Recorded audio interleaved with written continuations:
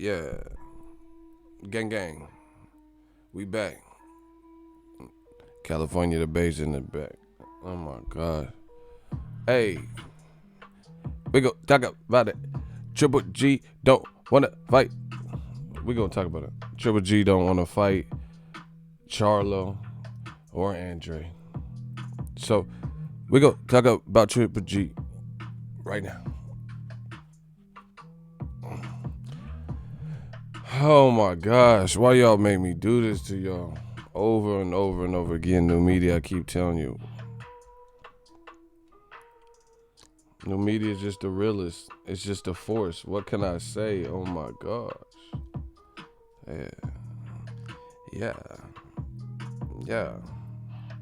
We go talk about his choices. We go talk about Triple G's choices. How's it going, Ego? JJ, what's up? Man, I pull up and shoot like JJ Reddick. Oh my gosh, what's up, JJ? Pull up and shoot like JJ Reddick. I know they read it like I'm on Reddit. Oh my gosh, let's get it. New JJ Reddick. We didn't want to have to do J-Dog. Man, J-Dog been riding on y'all. And been accurate too. He said, we didn't want to have to do this, but y'all made me. Y'all made us do this. We gonna get to the bottom of some things in this here boxing game. Let's do a quick roll call, and then we'll jump into it. Yeah.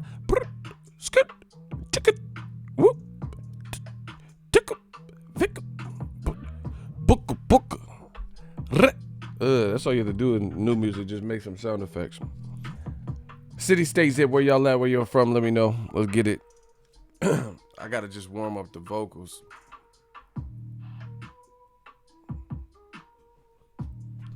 Man, I stay grinding. Memphis, Tennessee, by the way of Louisiana. Shout out to y'all. Detroit, Motor City. Shout out from Arizona. Detroit. Excuse me. New Orleans, them 504 boys. Don't tangle and twist it. Baltimore County, Maryland. Atlanta, Georgia, in the building, and we talk about it. ATL up in the building, we gon' talk about it. 616 Rapids in the. Let's talk about it, man. Hold on, I'm ready to go, man.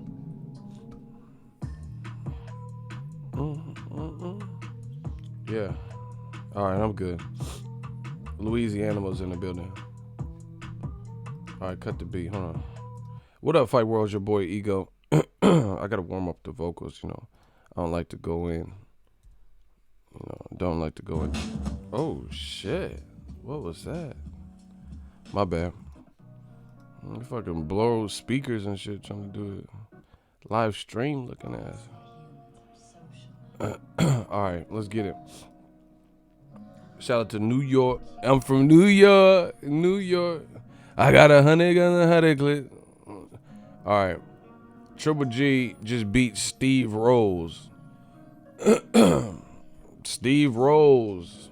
King's Rose. Jelly Rose. Sushi Rose. California Rose. And new media gotta say our piece.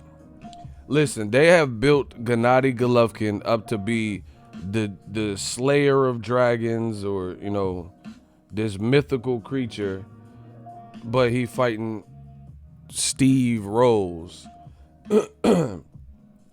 Coming off of a loss in a 9-month layoff. Not too long ago, they said Triple G was like #1 pound for pound. Yeah, see, the old media, they try you so much. It's like they do this like as if we have like, Alzheimer's or dementia or something that would cause you to, or Andy Ruiz syndrome or something that would cause you to lose memory and shit. Like, we not finna remember what you just said recently. I remember what you told me. They just had Chocolatito and Triple G on pound for pound list. Now those same culprits that put him on the list don't even talk about that anymore. They just drop it and then pick the next person. Now it's Lomachenko. Now it's Inoue. They keep doing the same shit, making the same mistakes. We don't make the same mistakes. We just elevate. They try to denigrate, we elevate. You know what I'm saying? It's crazy. It's crazy. They keep doing the same. No one's even talking about Triple G being, first of all, no one was even talking about his fight with Steve Rolls, you know, Jelly Rolls, right? That wasn't even a big fight.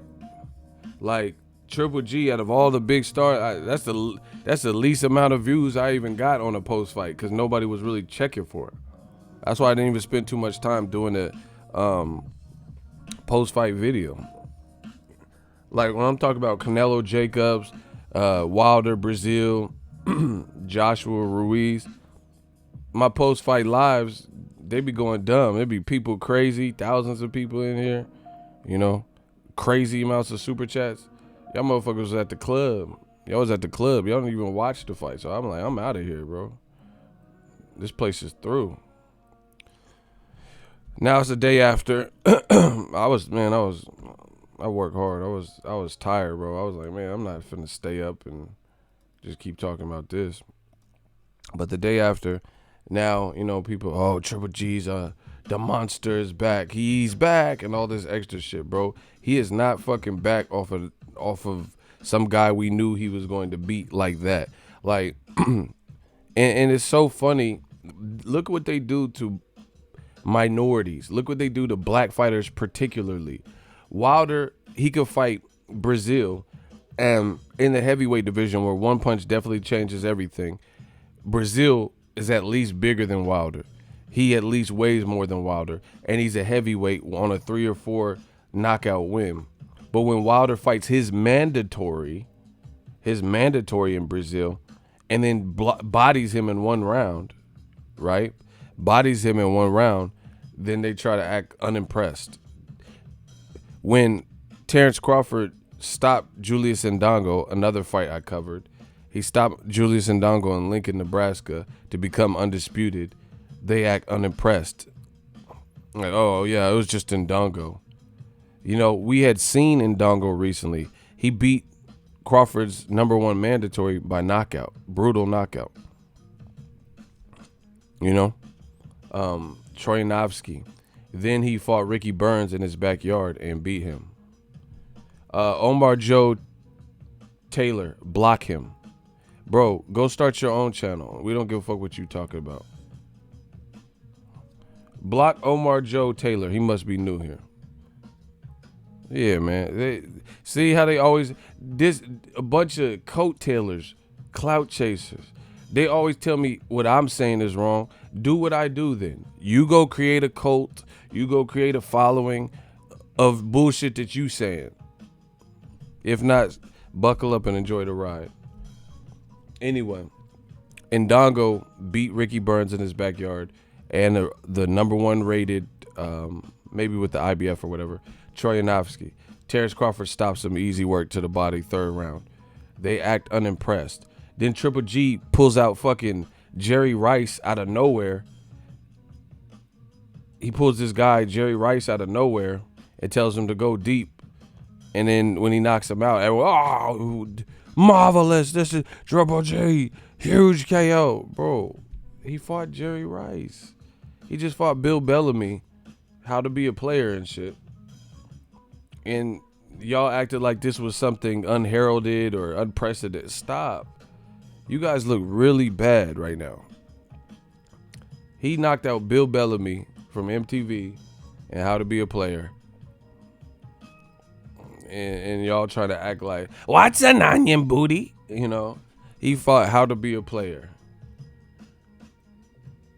And then he didn't even particularly look great leading up to it. You feel, you know what I'm saying? He got hit with some shit. Bill Bellamy was out. You know, actually, I'm like, okay, Bill Bellamy got little squabbles. You know, because Triple G's head, like he was getting clipped with some shit. And the thing is, he didn't have the power. That's why Triple G be talking shit after the fight. Triple G said, hey, would you rate his power? Hey, no, his power is nothing. That's because you keep fighting these motherfuckers whose power is nothing. Charlo's power ain't nothing. You know, Andrade's power ain't had no. It's not. So that's why Triple G's able to do these interviews. Ah, no, that's punches. Tick, tick, tick. Yeah, because you keep fighting the people with tick, tick, tick power. Come on, man. Y'all playing with the real one. Like, that's like me bragging about, like, man, I keep beating these motherfuckers. These motherfuckers can't beat me in the spelling bee. And then you find out I'm in the spelling bee with second graders. Okay, get someone my age and see if I can beat them in the spelling bee. You feel what I'm saying? Like, I'm bragging about these motherfuckers can't spell as good as me, and then you find out I'm Billy Madison. Oh, come here, penguin. They'll treat you real respectable. Like, I'm in a class with second graders doing the fucking spelling bee, and I'm bragging because I'm beating them. Man, I'll whoop their ass at this spelling bee. That's supposed to happen. You know, I'm a grown ass man. Billy Madison and shit. Sean Brown, you a rat. Oh my gosh, you a rat. How did he look bad, man? He didn't look great. He didn't look like handing out guys and all that. You can say whatever you want. If you don't know how he looked bad, then I don't know what to tell you. Go to someone else's channel. I don't care, bro. I didn't say he looked the worst ever, horrible, but he didn't look like no fucking #1 pound for pound. How about that? ESPN just said about a year ago or whatever, when HBO was around, that Triple G was the #1 pound for pound. Put it that way. He didn't look #1 pound for pound. He didn't look like if he fights the right competition for the next couple of years, he didn't look like he was gonna go undefeated. How about that? Catch me outside. How about that? You know, since y'all want to play games, I have to do y'all like Bad Baby or whatever the fuck, or Bad Barbie, whatever the fuck her name is. He didn't look like pound for pound. How about that? How about that? You know, that's what I got to do. I got to go to Dr. Phil and talk this boxing shit. He didn't look great. How about that? Man, how did he look? I didn't overdo it. I didn't embellish. I'm just saying, given the competition, who the fuck he was in there with, you know, he didn't look stellar. He didn't look like, and once again, fake ass old medium. If Charlo would have fought the same dude, they'd be like, oh, come on. Charlo, let's say Charlo bodied the dude and knocked him out. They'd be like, come on, God. Why would I give him credit for that, guys? You know, why would he get credit for knocking out Steve Rose? They be saying the same shit, but since it's Triple G smiling and you know, now all of a sudden you don't want to act different. Block Sean Brown. I knew you was a rat. Told you.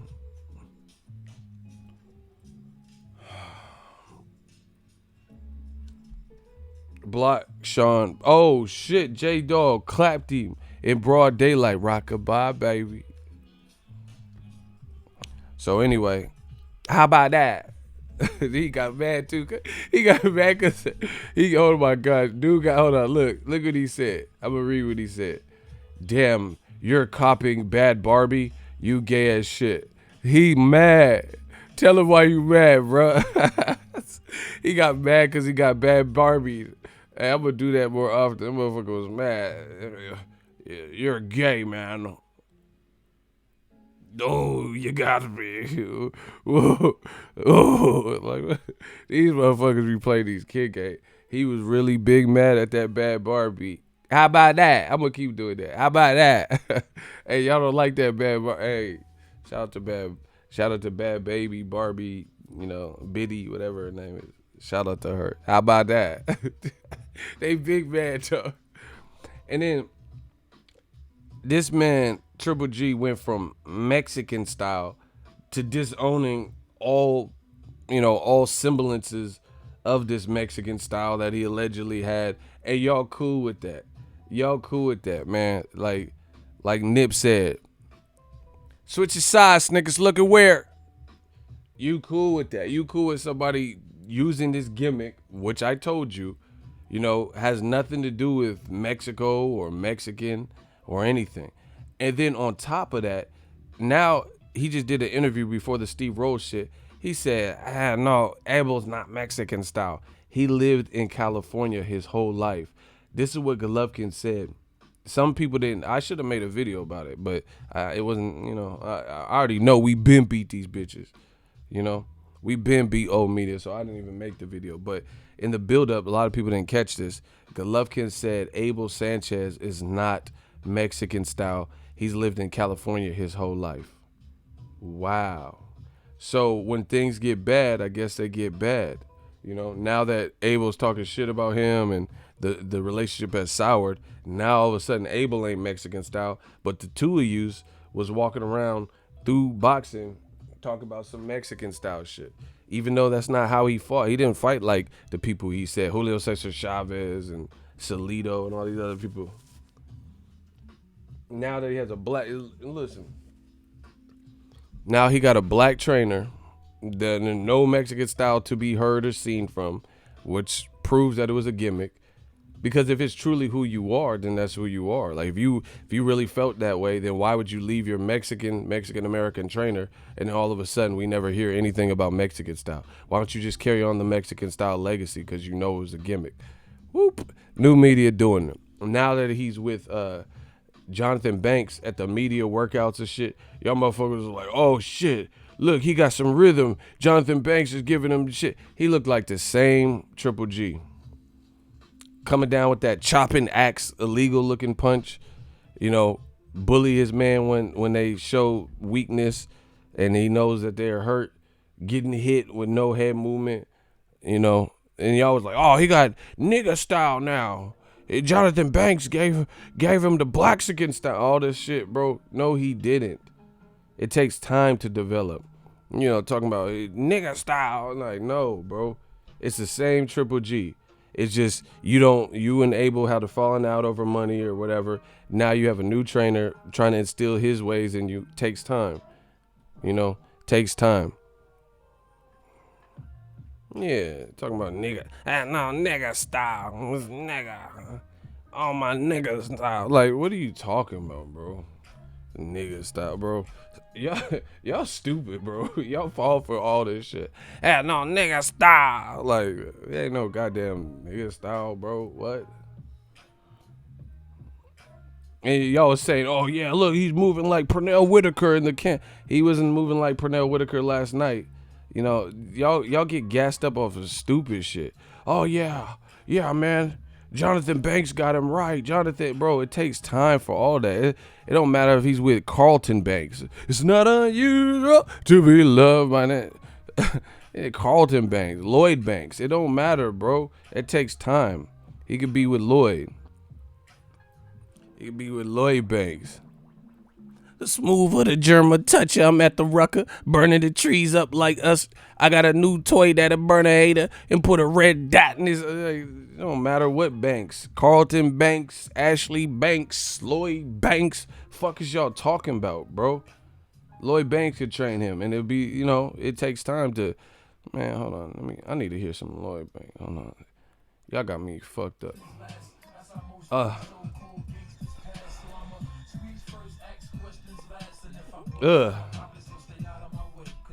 Squeeze first, ask questions last.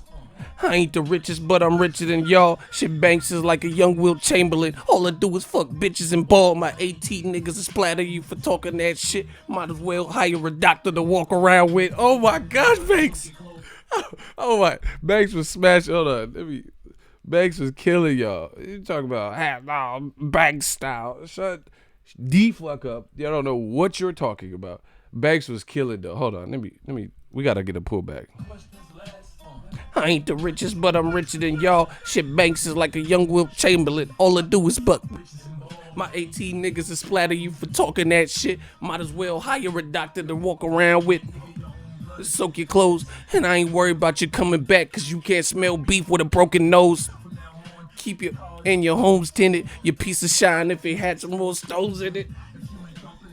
Then go to hell home, cause the only clip on your hip holds a cell phone. I know you're focused and you've been writing, but all your begging is chewing off my ear like Tyson. I need a bag big enough to get my men straight, so I'ma need an old dog, and I ain't talking about Lorette.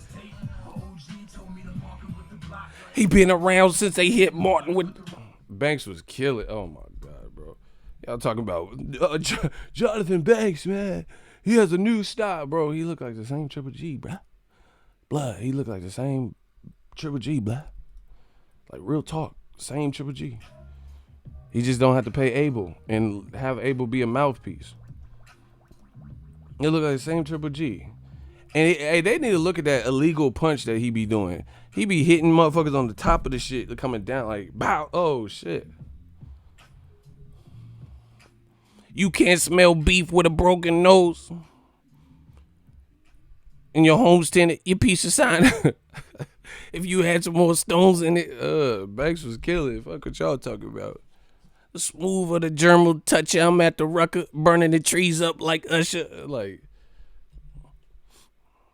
look at my girl Jay, female. Debo, that's a female. No more boxing than all y'all. Look at, she said, same OG, even though I'm on your TV, there ain't no change in me. I could only be GGG. Yeah. That's what I'm talking about. I can only be Triple G, even if it might be on TV. On TV. You know how Timberland be backing up? On TV. Tell him Genuine. Even though it might be on TV, I can only be GGG. Same OG. Same OGGG. Looking ass. Oh my gosh, y'all got me hyped today, bro. I didn't even drink no coffee. Even though I might be on, you can't even say TV because DAZN, they ain't got no TV channel. That don't even sound right. Even though I might be on DAZN. Even though I might be on the app, I can only be me. You can't even say on TV, bro. He fought Steve Rose. And y'all trying to blow this up to out of proportion. He fought big timers. Everybody get your roll on. Everybody get your roll. He fought, hold on. Let me get on my big timer shit. We do. Hold on. He fought Steve Rose. Remember that song, Big Timer? He said, what's up, Wardy? Yeah, what you drinking tonight, Wardy? Man, I'm on that Chrissy. Man, I'ma swing this bit and do donuts. I ain't gonna say it no more. Don't tangle and twist it, you heard? That motherfucker fought Cash Money Records taking over for the 99 and 2000s, you heard? Bro, he fought. Bro, hold on. Let me hear my big timer. Let me pull this shit up.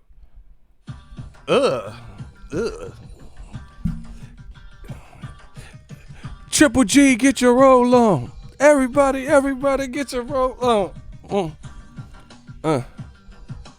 Smash the like button. We back. Get your roll on. Everybody get your motherfucking roll on.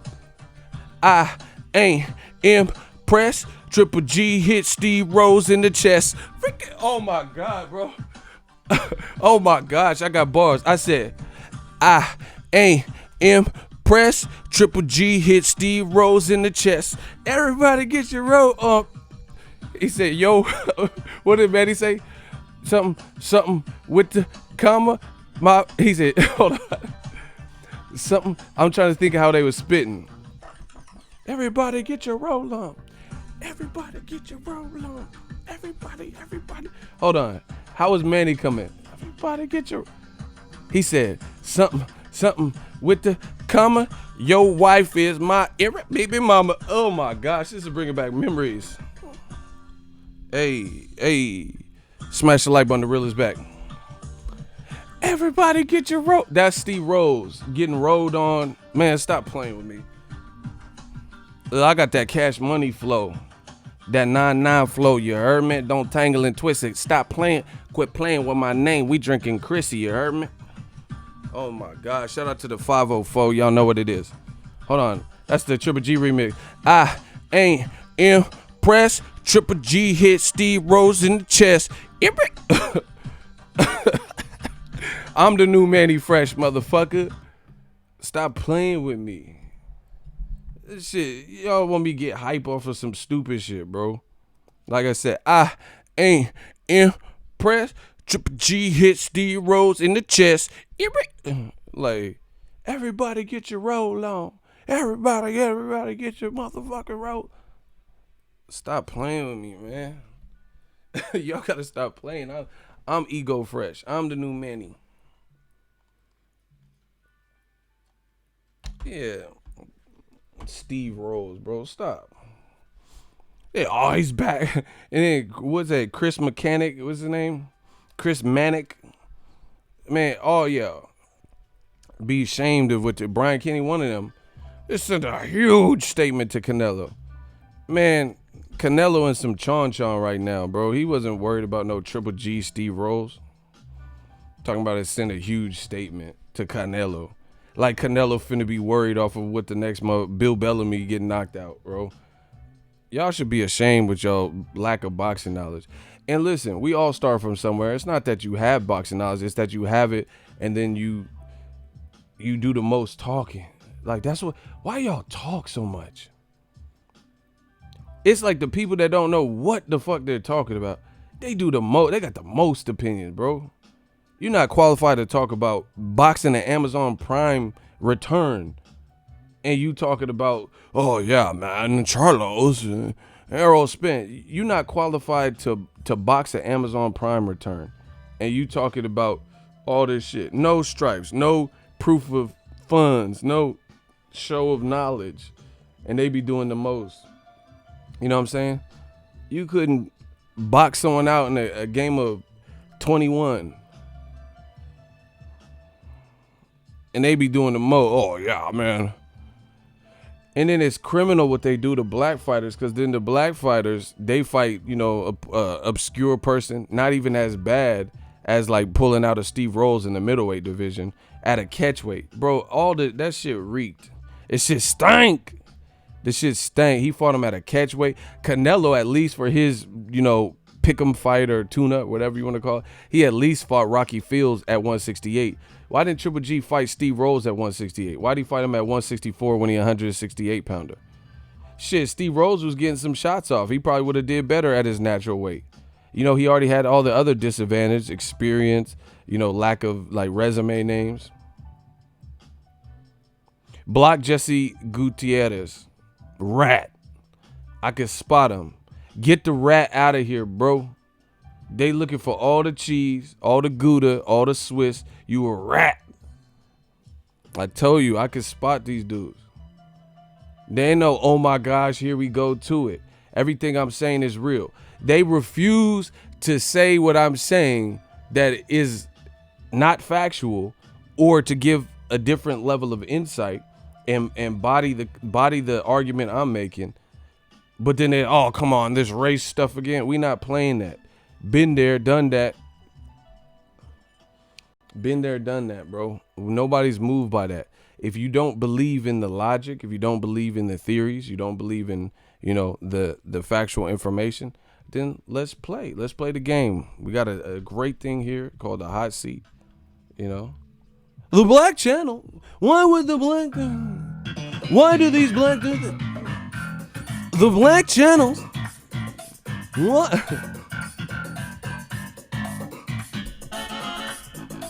Let's play the game. They always get me, oh, come on, this stuff again. I just came for the boxing shit, man. Oh, yeah. Like, shut the fuck up. They always do that. Anytime someone brings some real shit up, they tuck their tail. Because they probably part of the problem. That's why. Because they probably part of the people that do this. They probably part of the ones that actually do this stuff that I'm talking about. So all of a sudden they want to cover it up, or like, come on, let's get back to the boxing, man. I came here for the boxing. Well, I don't care what you came for, because I represent the people. I don't represent any one person outside of myself and my family. You know what I'm saying? They always try to switch gears on them. Nah, ain't no switching gears. The black channel. Why would the black, like, every time? Charlo. Why is he fighting Matt Korobov? I mean, come on. Like, so Willie Monroe fails a drug test. It's a PBC on Fox. First fight, kickoff show. That's the main event. And he fought an accomplished, decorated amateur with one loss to Andy Lee in a fight he was winning, but he made a mistake. Andy Lee got, game-changing hooks and shit. And they're like, oh, yeah, why would Charlo fight Korma? Playing these stupid games. But Triple G, not through a failed drug test or last minute, need for a switch, right? He chose like a pimp. Choose up. He chose up Steve Rose. Nobody told him to fight him. You mean to tell me there was nobody? But then when Andrade fights Zaleski, why would Andrade fight Zaleski? All these fucking games, bro. We see it. Yeah, he picked Vanis Matarosin, who was on the couch 2 years, coming off a loss, 154-pounder. Triple G fighting that catchweight. This the monster. Kazakhstan Thunder and shit. Korobov beat Uzkadagi. Yeah, I believe he did in the amateurs. That's what I'm saying. New media, the knowledge is too vast. What's harder? Look at, and here's the other thing. For whatever, people are emotional. What's harder? Charlo, Willie Monroe failed a drug because I had already purchased my flight. I covered that fight for y'all. The Charlo Fox card, December 22nd. It was a couple days before Christmas, right? And that particular fight card, I had already booked my flight. So during that fight, Willie Monroe fell on the drug test. That was last minute because I was already booked up to go cover it. And I was like, okay, cool. Willie Monroe, Charlo. And then I remember I got an email, hey, block George Curry. Oh, never mind. You don't have to block him, bro. Hey, who the fuck are these dudes leaving 1,000 comments, bro? What are y'all doing? What are the shooters doing for real? Get Justin Jr. the fuck up out of here. He leaving 1,000 comments and nobody can leave a comment. Block George Curry. Listen, if y'all leaving a bunch of comments, you getting clapped, bro. Get these motherfuckers out of here. Shout out to Cali Enigma. Exactly. Korobov was an upgrade over Willie Monroe. Facts. That's what I'm saying. That's a tougher fight. Style for style. And then I told you that. And then Korobov showed you that it was a tough fight. Then after it was a tough fight, the motherfucker said, bro, this is old media. These motherfuckers said, oh, why is he switching to Korobov? Why is he fighting this bum? And then when Charlo had a nice, tough, competitive fight, then they said, Korobov beat your ass. You just said he was a bum. Bro, they are all over the place. It's like an Eddie Hearnz lie. Old media is all over the place. Before the fight, when it was revealed he was fighting Korobov was a big fucking bum. This is what they said. Then when he holds a good account of himself and gives a challenging fight to Charlo, then they say, he beat you. You got fucking whooped. Korobov's the man. And then when Korobov just fought against Jack, who did he just fought on somebody's undercard. They didn't give a fuck about him. We know what the game is, man. We know what the game is. You're not no Korobov fan like that. You just are. You're an anybody against Charlo fan or a certain fighters fan. They try to pretend like they like the fan of the other person. Man, I see all the game like, oh yeah, Brazil's gonna. I got this feeling he's gonna cause the upset. He's gonna beat Wilder. He's gonna. You hating. You don't think that. You want that to happen, and it's so apparent. You're not a Korobov fan. You a Charlo enemy. You a Charlo hater. That's what that is. You're not. Oh yeah, because why? If that was the case, why don't you follow Korobov's career before and after to give the man his props going into the fight? If you're such a Korobov fan, yeah. Why don't you watch Korobov versus who did he just fight? Aleem or whatever. It's so easy, bro. They try to pose and masquerade in boxing, but new media, we've been onto it. That's why we took over the game the way we did. And see, look, Charlo fighting Korobov, let me go back to that. I was going to that fight, and it was last minute as fuck when it was announced that Willie Monroe didn't pass the VADA test. It was like a week and a half, 2 weeks time, so they had to scramble. They picked someone who was already on the card, who was fighting at a higher weight, and they put him in there with Charlo. You see how that can throw people off. Look at 2 weeks ago, Anthony Joshua versus Andy Ruiz. Andy Ruiz came in last minute to Gerald Miller's failed drug test, and he fucking pulled an upset, switched his style. Joshua underestimated him. Whoop, whoop, whoop. So that shit could happen, absolutely, because Andy Ruiz had every deficit against him, in the eyes of the public, and Joshua had more time to prepare. Because when Miller failed a drug test, that was like in, I don't know, March or something. February, March, I don't know the exact month. But I just know it was 5 weeks, 6 weeks to train or whatever they said it was. Charlo had to switch gears like that and fight. But they don't give credit for that because they don't want to give credit. You see this last minute switches, that shit don't be easy when you train for something else the whole camp. So back to this Lil G. Oh, someone just said Lil G. That's what it made me. Y'all trying to brainwash me. Back to this Triple G. I just read someone said Lil G. Back to this Triple G shit. These motherfuckers getting gassed off of some Steve Rose shit. And then what's disrespectful is Triple G is coming out and he's dismissing Jacobs rematch, Charlo, and Andrade. Like, hey, no, guys, none of the blacks. Like, what? Wow. And then he said, hey, no, serious business, like, fresh guys. Okay, Charlo's a fresh guy, and he been calling you out. Triple G's just, like, he's saying he wants new guys. Okay, you don't want to fight Jacobs, fine. Andrade and Charlo are still new guys. But if you really want to fight new guys, why you keep screaming Canelo? This shit is so set up, it's not even funny. He said, hey, no, fresh guys, no recycle. Not Captain Planet, guys, no serious. All this shit. Okay, you don't want to recycle Jacobs, but you want to recycle the fuck out of Canelo. We've already watched that for 24 rounds, bro. And DAZN making a mistake, in my opinion. DAZN making a mistake. Because they keep thinking, in their mind, they think Canelo Triple G3 is like, the fight to do it, to get him out of the red. But what I'm seeing, it ain't even as big as they think it is. Triple G just fought nobody, got no type of buzz. Canelo versus Jacobs got 600K, and it wasn't like, this legendary classic. I preferred Jacobs versus Triple G fights and the Canelo versus Triple G. I had more fun with those. Styles make fights. When Canelo fought Jacobs, they were both good fighters, and neither one was trying to make a mistake. They respected each other. So, it wasn't this explosive action. Just like Tyson Fury and Klitschko. Tyson Fury was trying to stop someone who hadn't lost in 9 years, in the style matchup. That's why when Tyson Fury fought Wilder, it was more scintillating. Styles make fight.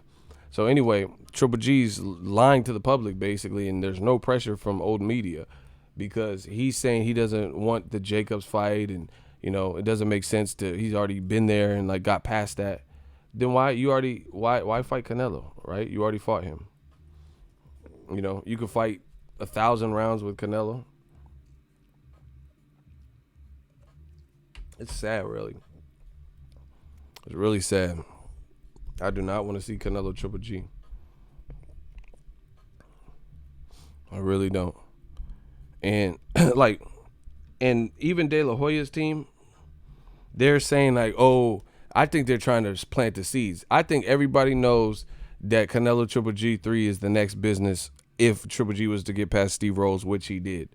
So Oscar is doing Oscar and trying to put it on thick that they don't really want to fight Triple G and they're going to go to Undisputed. I don't buy that shit for one bit, man.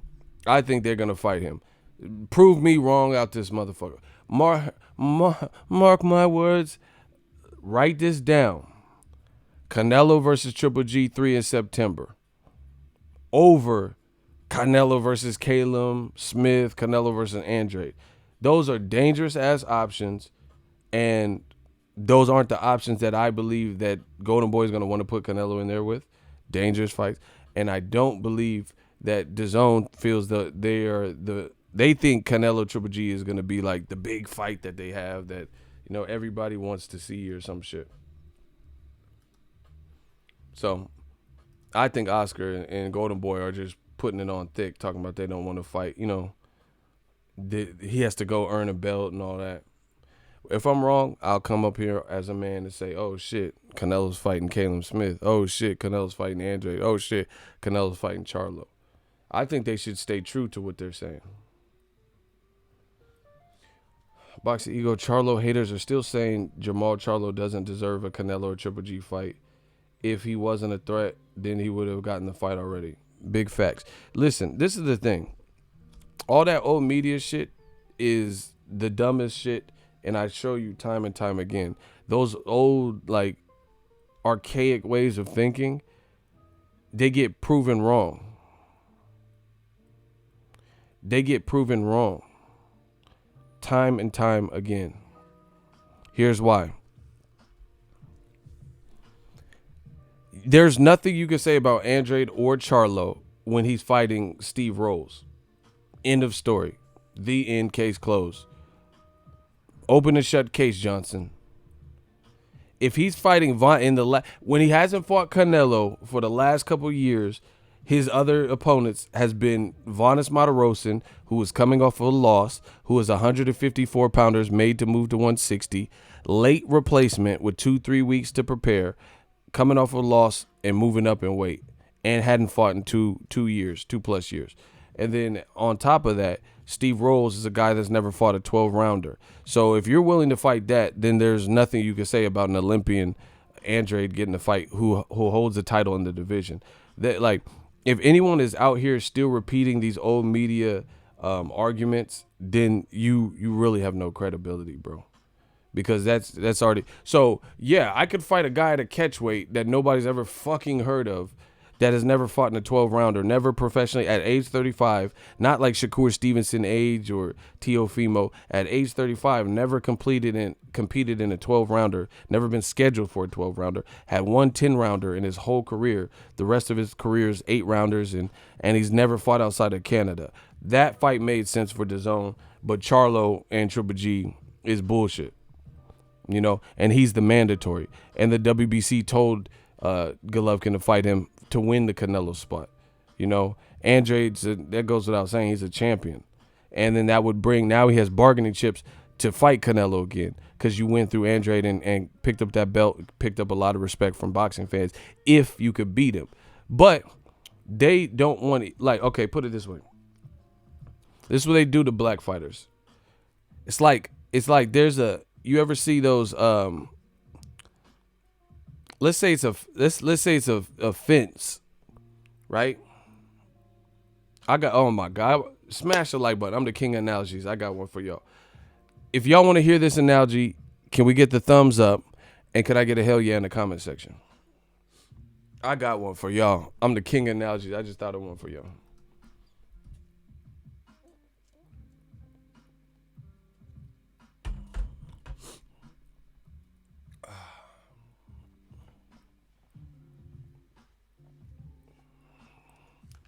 No, y'all actually have to hit the thumb up button.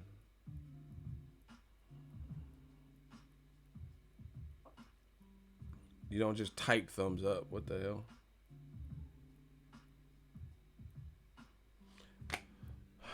No, don't type thumb. Oh my gosh. Don't type thumbs up. Actually hit the thumb up. Some of y'all must be new and shit. You guys keep typing the thumb up. No, I'm saying hit the thumbs up. Hit the like button. That's what I'm saying. They like literally sending me thumbs up. Nah, I don't do shit to the algorithm. No, hit the. Oh my God. I'm gonna just give Ego Army like the helmets with the little strap, bro. Y'all tripping. These dudes are just sending me thumb up emojis, bro. Poking me on Facebook and shit, bro. Stop. Don't. Stop. Stop. Hit the like button. There. No more basic way to put it. Smash the like fucking button. Okay. y'all just being spiteful, putting these dumbass thumbs up. Man, fuck them thumbs up. I'm gonna break all y'all thumbs. No, I'm just playing. All right, I got the analogy. So let's say you see a pit bull and slobber's coming out of his mouth. Sharp teeth are shown, right? It's one of those gates. He's behind a gate, the gate with like vertical like gaps. And you see $300, three $100 bills. And he's on a leash and he's right at the edge of the fence.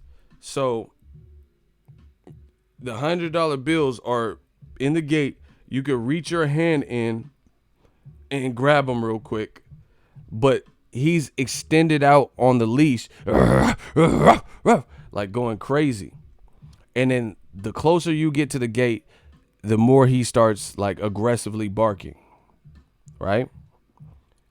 You can reach your hand in and try to scoop the money and get the $300 bills. You $300 richer. But there's a chance that pit bull, your fingertips get in the way and he gonna bite your shit and wear your ass out. Some people would make the decision and say, man, there's $300 there, but I'm good. I don't even want to try that. I'm not even going to push the, I don't need the $300 more than I need, to not visit a doctor and get stitches. You get what I'm saying? So some people will walk away. Some people will walk up to that thing and see that and be like, oh shit, I can get $300, and then they're going to try it. That's what's happening right here. Triple G, the WBC told him to fight Charlo to get Canelo. He wants to get straight to Canelo. He could really put himself in a better position, get 2 paydays by fighting Andrade, and then on top of that, coming into the negotiation table and then saying, hey, I got the belt. See, this is the problem with DAZN. And I told you guys this from the beginning. It sounds to me as if there's some type of preordained payout scale, right? There's some type of preordained payout scale. So if Triple G knows he could fight Steve Rolls and allegedly get $15 million, then why would he want to fight Charlo for the same money? That's why I don't understand what DAZN was even thinking when you put that much money in people's hands and then you expect them to remain hungry. I'm going to say it again. It sounds like DAZN has a preordained, mapped out schedule of the money. You know what I'm saying? Like Triple G, your first fight, you're going to get 15 million. Your second fight, you're going to get blah, blah, blah. Right? But then that kind of changes the game because, like, again, if you could fight Steve Rolls and get 15 mil, who's going to fight Charlo and put themselves in a tougher fight? Who's going to care about belts and shit like that if you're getting the same amount of money or, no matter what?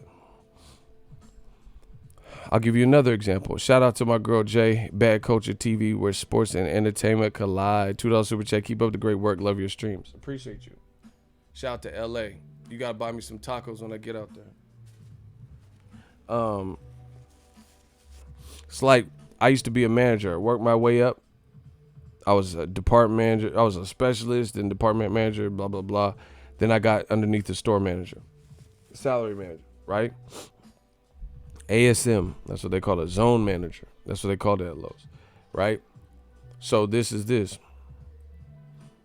When I was hourly, they had all types of commissions and shit I could get, selling appliances and all that. So I was like, bow, bow, bow, bow. I was hitting. I could get overtime. I could get double time, get holiday pay, etc. Right? So my willingness level was just through the roof. Commission, double time, overtime, triple time, triple entendre, you know what I'm saying? Vacation pay, because I'm an hourly associate. I know if I'm supposed to be off at 5 and I stay till 7, that's 2 hours of holiday or 2 hours of overtime pay. You get what I'm saying? But then when I graduated to salary manager, I'm getting the same shit. I'm getting the same paycheck. And now that didn't change me doing my job because, me, I'm the man, you know what I'm saying? But when I was salary, there was no incentive to have to stay from 5 p.m. to 7 because I'm getting the same amount of pay. So if I would be, more put off having to stay an extra 2 hours out of my shift because I'm getting the same thing regardless. You get what I'm saying? Or if it was my day off and I had to come in, versus if it was my day off and I had to come in as an hourly associate, they breaded me out. You get what I'm saying? That means they cashing me out. You know, or if I had to work on a holiday, it's different when you're salaried because you getting the same shit you always get. And that's what DAZN's like. DAZN's like a salary job in retail or whatever, or wherever, as opposed to an hourly job.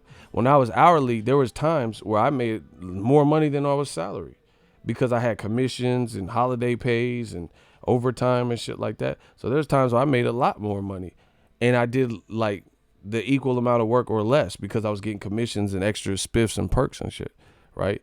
And then salary, I busted my ass and I'm working, 6 days a week. Sometimes there's one time I had to work 7 days, not one time, but more than once, where I had to come in every day. I didn't take no day off. The store was about to open, so it incentivizes people different when you have a salary versus hourly. Like I said, I don't mind staying. I mean, some people get tired and they just put in their work and leave.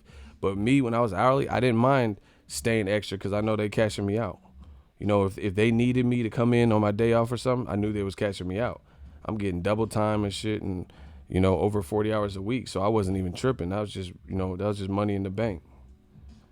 That's what it's like with DAZN. How you gonna motivate the Golovkin if he can get 15 mil and be cool fighting Steve Rolls? Then how you gonna motivate this motherfucker to fight Charlo and Andrade?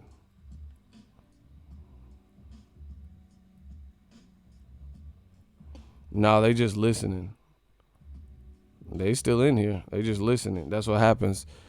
I got that golden voice. They just listen sometimes. That's what it is, man. So that's the conundrum that DAZN is in. One of them. That's one of the conundrums. They're working with more of a salary plan than the hourly plan. See, on pay-per-view, it's different.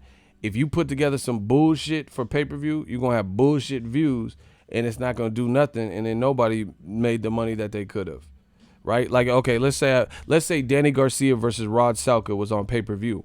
That would do atrocious, right? Because nobody was checking for the fight at the time. That would have been a extremely low selling pay-per-view, right?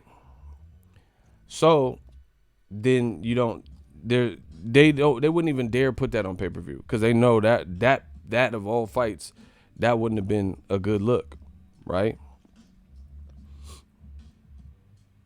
So that's the difference, that you're on pay-per-view. If you put some bullshit like, Danny Garcia, Rod Salka, and try to charge $75, that's going to flop. That's going double wood.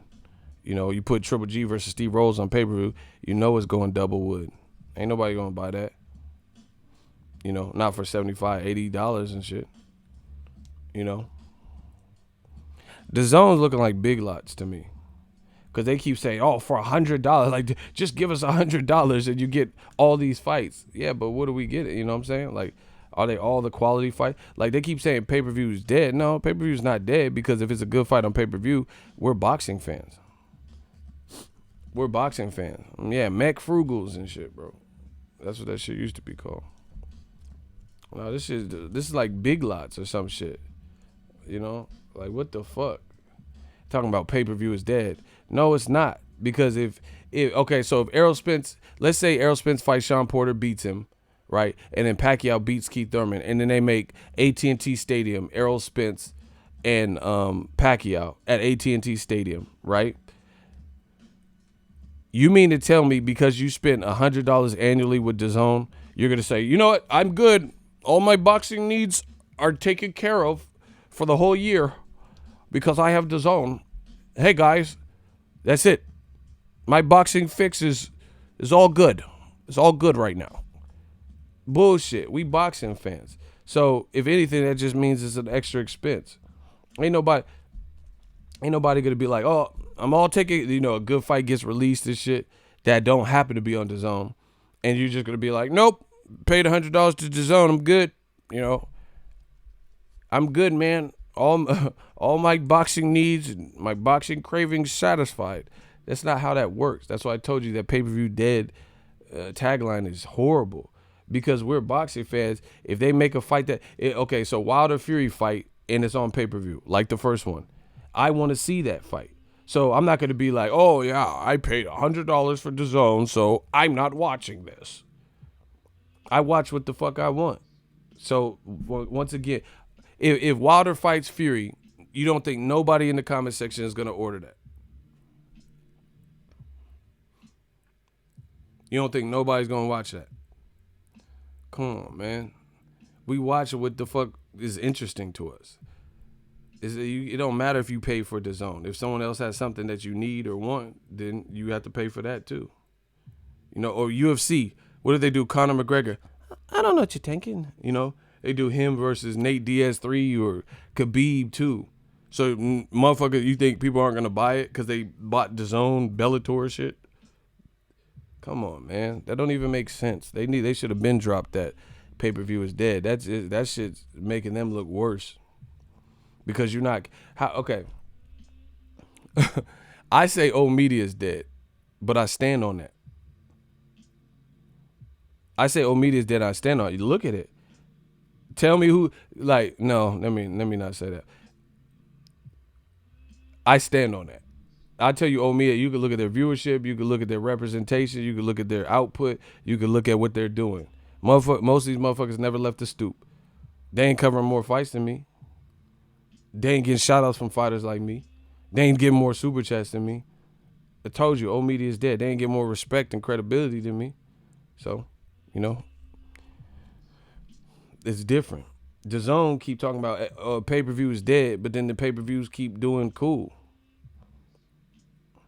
Like, Bob Arum just did an interview. He talking about Wilder versus Fury is probably going to be a trilogy, especially with Joshua out the picture, right?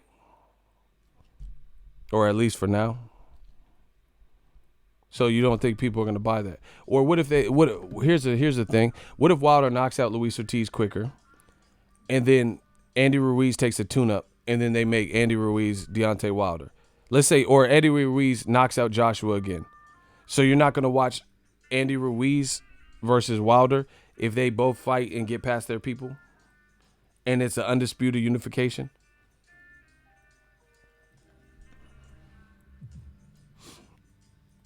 That's what I'm saying. That pay-per-view is dead shit sounds like clown shit. Because I'm going where, like, it's nothing personal. It's always business. I'm going where the action is. I don't care I don't care who's hosting the fight. If they give me a credential, that's where I'm trying to get to. Period.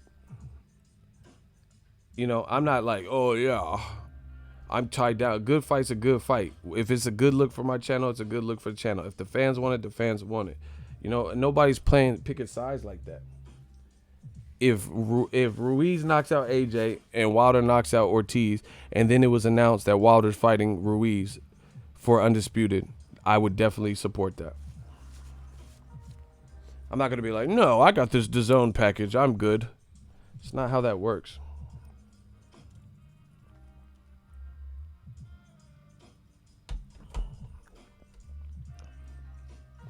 You actually made the argument when you mentioned UFC pay-per-views. Also, WWE does pay-per-views. Eddie Hearn and Oscar are saying pay-per-view is dead to target Al Heyman only. Bro, I know what I'm saying is true. Okay, if pay-per-view is dead, why do they have UK box office, which is pay-per-view? Why is Joshua Ruiz, these motherfuckers got to wait up because it was an American fight? Why they got to wait up till 3, 4 in the morning and pay pay-per-view with you know, the pay-per-view prices out there?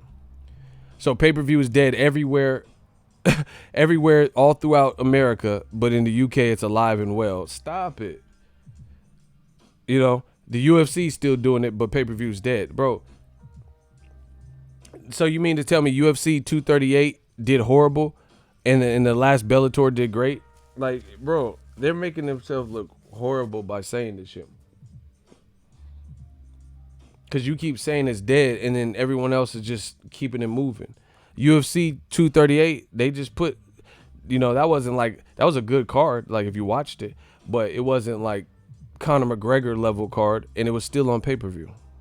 It had some good fights, though. Valentina kicked the chick head off. I had some good fights on it, you know. Henry Cejudo, that was a good performance. So again, DAZN, like I said, you don't. There's a classroom with 30 kids, and then two people talking about, 2+2 = 6, and everyone else is saying 2+2 = 4. Good luck with that. The only people saying pay-per-view is dead is DAZN. WWE ain't say. They tried to put Tiger Woods golf on HBO pay-per-view, bro, just last year. And then I guess they didn't. They refunded people's money because they had technical errors. But that was a pay-per-view to watch Tiger Woods golf on pay-per-view. And then DAZN talking about pay-per-views dead. Valentina scares me. Yeah, I told you she tried to kick that chick head off. Block Ali Shokri. Ego, UFC said pay-per-view is dead too. Man, I don't give a fuck what the UFC said, bro. These dudes don't understand this world has beta males and has alpha male. I don't give a fuck about none of that nonsense y'all talk about. He talking about UFC says pay-per-view is dead. Then why the fuck they charge us pay-per-view for UFC last night? So pay-per-view, so UFC said pay-per-view's dead, but decided to charge us pay-per-view to watch the UFC. And I know that because I'm an ESPN Plus affiliate and I got kickbacks from the people that use my link. These dudes are really like real life slow, bro. I don't care what nobody's talking about. So pay-per-view's dead, but I'm an ESPN Plus affiliate and I looked under the hood. And some of y'all used the link to order UFC 238 because I got a kickback. But pay-per-view's dead. But I'm getting paid off of the pay-per-view just sold. But the UFC said it was dead. But y'all clicked on my link because I'm an affiliate. I'm Disney Ego. Yeah, that makes a lot of sense, bro.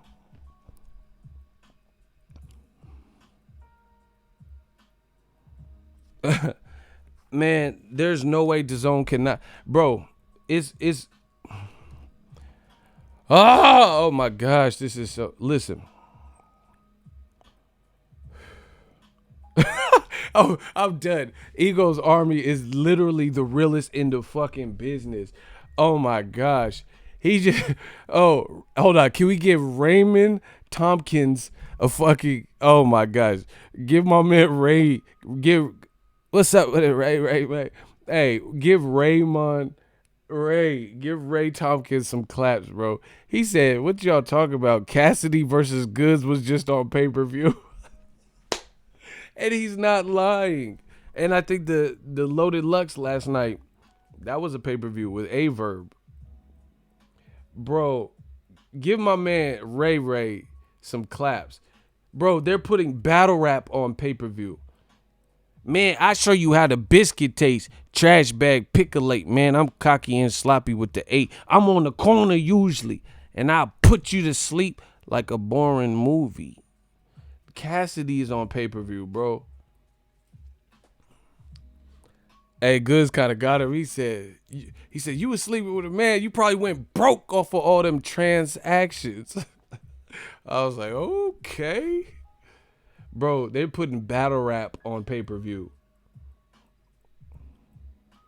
I can't trust battle rap fans though, cause Loaded be spitting, and like I don't even know about today's music. I'll just be real. I can't trust the opinion of a lot of people because some people said Verb ate him and destroyed him, and Loaded was overrated, and Verb 3-0'd him, and then I heard the same thing for Lux. Like, how could it be this different?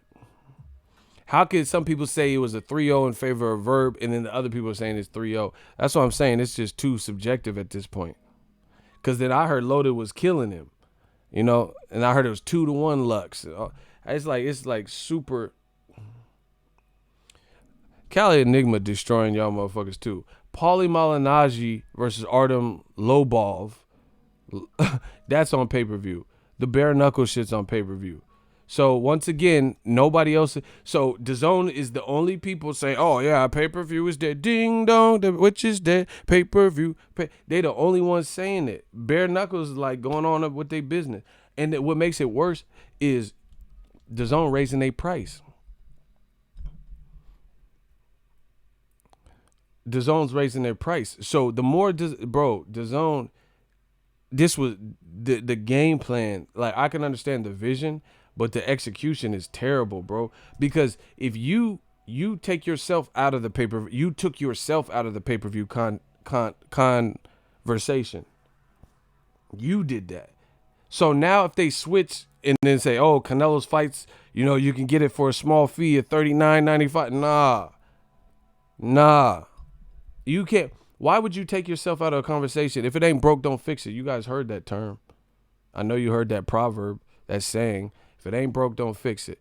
Pay-per-view has been the way, like, they try to innovate. Oh, we're the Netflix of boxing. You looking like the Sega Dreamcast of boxing, bro. Real talk. Talking about, oh yeah, the Netflix of boxing. You looking like the Blockbuster with the moves you making. It's not, look, Sega Dreamcast. I knew one person in my whole life that had a Sega Dreamcast. A white boy named Brian. Ain't nobody, none of the other kids, me, my family, none of us had the Sega Dreamcast. See, this is before some of y'all was sperm when the Sega Dreamcast was talked about, bro. You the Sega Dreamcast of boxing. It's supposed to be this legendary console, but not nobody in the hood got one. Not nobody in any block in middle class. No one got one. I knew one dude with the Sega Dreamcast in my whole entire life. The shit was cool, but no, it was weird because Sega Dreamcast was like lightweight, cool. Maybe because it was different because no one had it. But then it wasn't cool enough to convince my parents to buy it. My parents did not buy that though. Nobody, I don't know. He said, fuck, I had a Dreamcast. Man, I knew one dude named Brian that had the Dreamcast.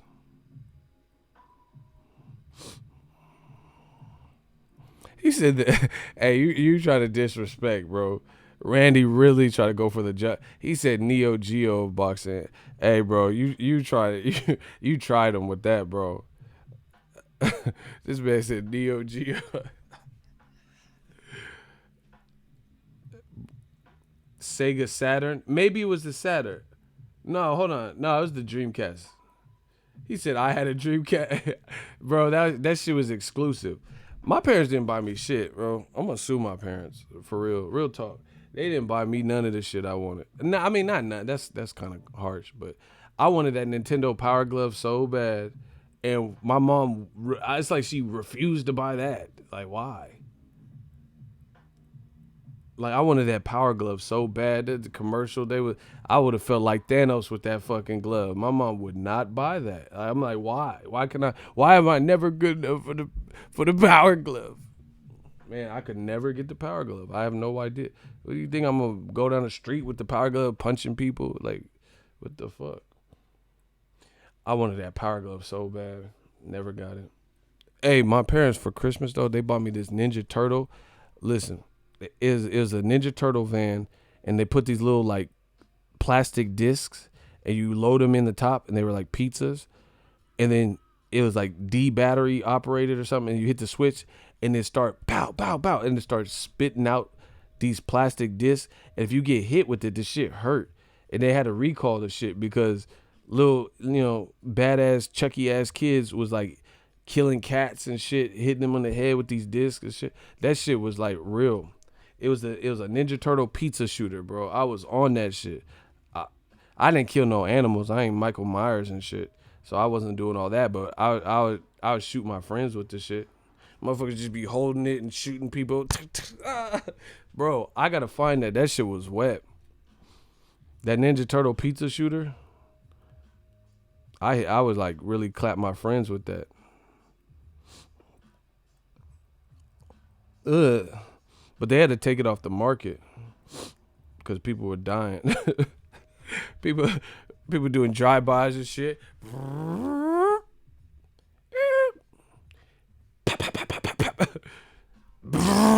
Just peel out. That pizza shooter was wet. Look, I found it. This shit was raw, dog. Look, I was going ham with this shit. Listen, this shit really ejected these discs. I would load up them pizzas. Hey, where they need to sell this again.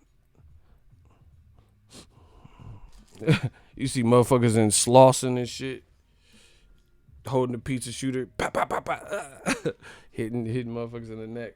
That pizza shooter was raw, dog. Look, look at that ammo. Look at that pizza ammo. That shit. This was so raw. This was like one of my favorite toys ever. One of the best toys I've ever had. We was shooting people with it. That shit hurted.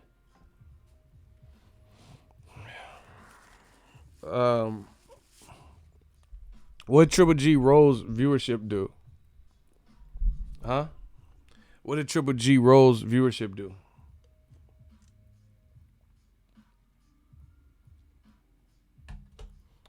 He said, Ego, I bet you was bad as hell with that shit. Why I got to be all that? Man, I was a good kid. Not really, but. He said, I had the glove and the pads for track and field. I didn't have none of that. My friend had it. This dude I knew, he used a spoon, a metal like cereal spoon, and he would go over the red buttons with the spoon hella quick. Like, see, that's what I miss about being a kid. You had to have a little bit of like brain cells and ingenuity. Like who would have thought he was on some MacGyver shit? The motherfucker got the Nintendo controller, got a spoon, and was like, cause that track and field shit was hard. The motherfucker be running like this, and you had to go hella like you had to really go hella hard on the track and field. You had to go hard on the track and field and shit. The motherfucker be running like. Unless you were going hard and he would pick up speed. Triple jump looking ass. Cali nigga would say Triple G. Triple G's next opponent is a worker from the Jelly Belly factory in Fairfield if he doesn't get the Canelo fight. I'm done, bro. And if you live out here, you know exactly what the man was talking about. They got a Jelly Belly like factory where you can go in and tour. It shows how the jelly beans are made. It's like some... Look like the shit the Joker fell in. Remember in the Michael Keaton when he fell in that vat? And his hand just popped out and shit? Fuck it. It's like a factory. They did my dude, Jack Nicholson, bad. He fell in that vat of acid. Got the mirror and shit. Why the fuck do I look like this right now? Oh my gosh. Man, Triple G fighting Doogie Howser or something. Or the fucking LGBT BLT leader or somebody. He's just gonna fight someone random. That's sad. He just really chasing. He need to be on like Love and Hip Hop. You know, just find a wash. You know, it's gonna be something stupid. It's gonna be like Triple G versus Fredro Starr or some shit. You know what I'm saying? Like, he fighting John Stamos? What the fuck? And then Fredro Starr? Triple G versus Doogie. Bro, watch. He fighting a nigga from Quantum Leap and shit. Scott Bakula. Like, what the fuck? Scott Bakula? Like, it's going to be something weird. If it ain't Canelo, it's going to be something weird. It's not going to be Caleb Smith or Andrade or Charlo, someone who looks actually threatening. He going to fight like Toucan Sam or something stupid. Like, damn, I didn't know that was a real, like, bird and shit. That motherfucker fighting the Fruit Loop mascot. Triple G versus Chris Brown. You know what's here for. Like, yeah, you would fight Chris. Chris kind of fast, though. I seen him in concert. That motherfucker, they're like, come on stage, Chris Brown. He did a full sprint, ran out and did a flip. Like, before he even started singing. I'm like, what the fuck? No, Chris Brown, I went to see him in concert in San Jose. They were like, coming to the stage, Chris Brown. He said, we gonna get freaky. It did a backflip. I was like, damn, like, Shit didn't even start. He really like, motherfucker was off that Red Bull or something. I was like, wait a minute. Like, let me sit down and see what's going on. Poppin'.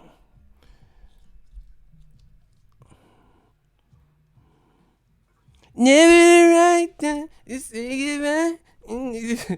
And you. That motherfucker ran out. Never the right time to say goodbye.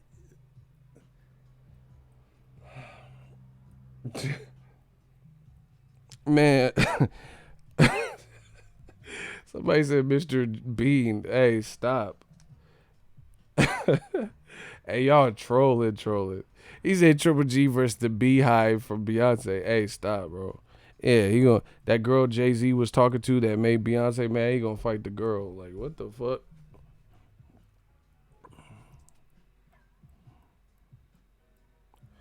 Stay on their neck boxing. Bro, who are you? You looking like a rat, dog. He said, to be fair, most boxing experts thought Triple G beat Canelo in both fights. You just made that up. I didn't see most boxing. Man, block this dude. Stay on their neck boxing. You gonna be on your neck. Hey, what do you mean? See, they just try to speak for the populace. Most people thought. I didn't think that. I didn't think he lost the second fight. These dudes just be making up. Bro, this old media is sad. See, look, he said most boxing experts, but then there's people saying Canelo won the second fight. They want their reality to be the reality so bad. Man, DMX, he gonna fight, what's the name? Triple G finna fight Keisha from Belly and shit.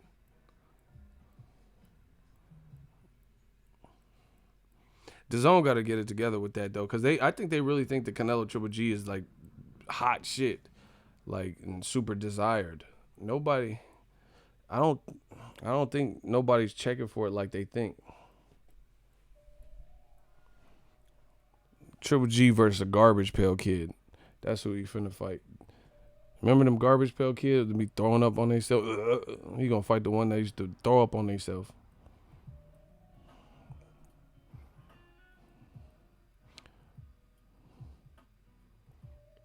Triple G versus the Mad TV logo. See who could keep that haircut. They both got the same haircut. So they got a battle for that haircut. You know the Mad TV logo? That Triple G got that same fucking no guy. You know, he got the same little bob. Little bob haircut shit.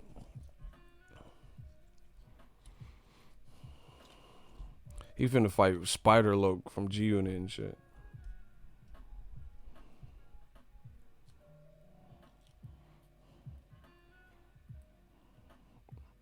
Triple G versus Doug Funny and shit. Do do do do do do do do do do do do like he fighting Doug Funny, that motherfucker gonna come in with a white t-shirt underneath a green Old Navy tech vest. Do do do do do do. Fucking Patty Mayonnaise and Roger looking at. You gonna fight Roger from Sister. And Rocco's Modern Life looking at, bro. You about to fight Rocco's Modern Life. That's what we gonna fight. You know. He gonna fight the kids from Are You Afraid of the Dark? Nickelodeon looking at, bro. He gonna fight the cast of Nickelodeon's All That. You know. Wee. Keenan and Kel. Good Burger. He fighting all them, man.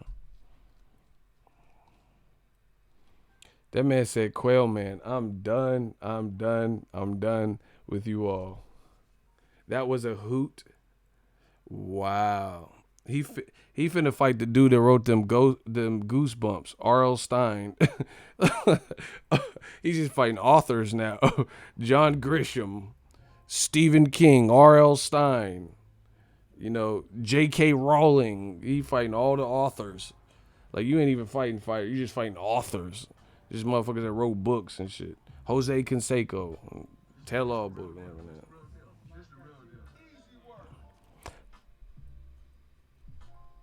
My cousin Skeeter, he fighting all them. Hey Arnold, that's who he fighting. If he don't get Canelo. And DAZN don't see, this is gonna make them look bad. If they got they got to convince Oscar and Canelo, who's in the driver's seat. He finna fight Goo Punch from My Brother and Me. Goo Punch. Goo. Remember My Brother and Me? He finna fight that dude. Goo from My Brother and Me. Clarissa Explains It All. He finna fight all them old motherfuckers from them shows. Sabrina the Teenage Witch.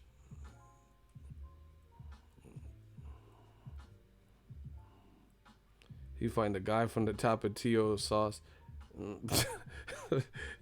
Cholula. He fighting all of them, bro. He gonna fight Ernest Goes to Camp. Ernest Scared Stupid. Yeah, man. He gonna fight J.R. Smith off Henny. Man, ain't nobody trying to see this shit, bro. DAZN is like HBO 2.0. You know? He finna fight Harold Miner, J.R. Ryder, and J.R. Smith. Purvis Ellis, like, man, he finna fight Chauncey Billups, Clyde Drexler, Muggsy Bogues. Yeah, he probably would fight Muggsy Bogues. He finna fight Grandmama, Larry Johnson ass, man. Dennis Rodman. Triple G versus Krang. Yep, that's. What is this trailer? We must get the turtles. We must get to the techno show. Oh, motherfucking Krang and shit. And his own thing. He finna fight Gary Oldman, Christian Slater. Y'all talking about? They was saying he the media day. He was like swift with it. He looked like the same Triple G in there. He looked like the same Triple G. It's hard to switch your style up at 37. You know what I'm saying? Like, just switch. That sounded like the relationship soured. You know, he just wants someone who can train and, you know, do the things. But what are you learning at 37 and shit? You know what I'm saying? Like, you can't reinvent your whole game, like, especially in a small space of time. You know what's sad? In boxing, when people are 37, which is not old for a human, but like for boxing, it's considered like kind of boxing old. And what's sad is this: you usually see people are like they're like hanging them up at 37. Like De La Hoya probably hung him up right around 37. You know what I'm saying? It's like when people get to that age, they've usually like okay, put it this way: somebody could research this. Look up De La Hoya's age when he lost to Pacquiao. Because he retired before he was 40, I'm pretty sure. So look at what De La Hoya accomplished in his career and the people he fought. De La Hoya fought Felix Tito Trinidad, Mayweather, Pacquiao, Ike Corte, Pernell, Arturo Gatti, right? Felix Sturm, B-Hop. Look at all the people he fucking fought. Julio Cesar Chavez Sr. twice. Look at all the people he fought. And then he retired around late 30s. Triple G, his best names on his resume are all controversial. Canelo and Jacobs. Fernando Vargas, Ricardo Mayorga, exactly. I said Hector Camacho. And he got a gold medal. Oscar De La Hoya got a resume. He got a dope resume. And still had time to mix in a music album and fishnets and all this other shit. Triple G's around that same age, and his best fight are I thought he beat Canelo. That is a what if scenario. De La Hoya got some actual wins in there. Like, it's not every fight was Felix Sturm or Tito Trinidad where it's controversial. Triple G, all of his shit is controversial. His best win. He was actually just 35. See? And he was 35 and accomplish all he accomplished. Look at Canelo. Canelo is not even 30, and look at his resume to Triple G's resume. Look at Canelo's resume at 28. Look at Danny Garcia's resume at 31 or whatever he is. It's not this. It's like sad almost. They built Triple G. He's cool. He's solid, but he's not fighting the people we want to see. And then they're gonna try to force feed Canelo Triple G 3.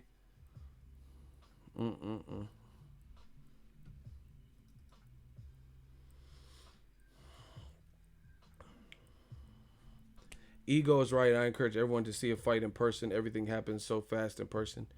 Triple G would look worse than he did if I watched the replays. See, it's different.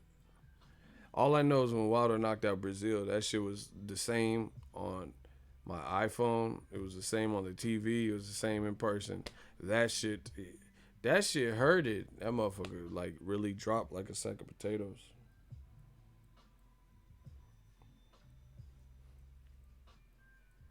Triple G started off in America way too late. But it's not even just that. You can't even say that. He didn't take the challenges. Like, for whatever reason, Carl Froch didn't happen. You know, they couldn't pull the trigger and get that done. Floyd Mayweather offered up Badu Jack. He said, "Oh, I got a fighter named Badu Jack." He didn't take it. Bob Arum offered up Gilberto Zurdo Ramirez. He didn't take it. Caleb Smith has been there. He didn't take it. He took Steve Rolls over Caleb Smith, who just looked good in his last fight versus a middleweight, you know. Andre Ward, he ducked him. So it's not just that. You know, there's a couple guys that maybe didn't want to fight him at the time, but there's a lot of fights he could have took that he didn't. James DeGale called him out at a period of time. It doesn't matter if they would have won or lost. He didn't take those chances. Adeslandi Lara said he'll come up. He didn't take it. So, you know, I can't sit back and feel sorry.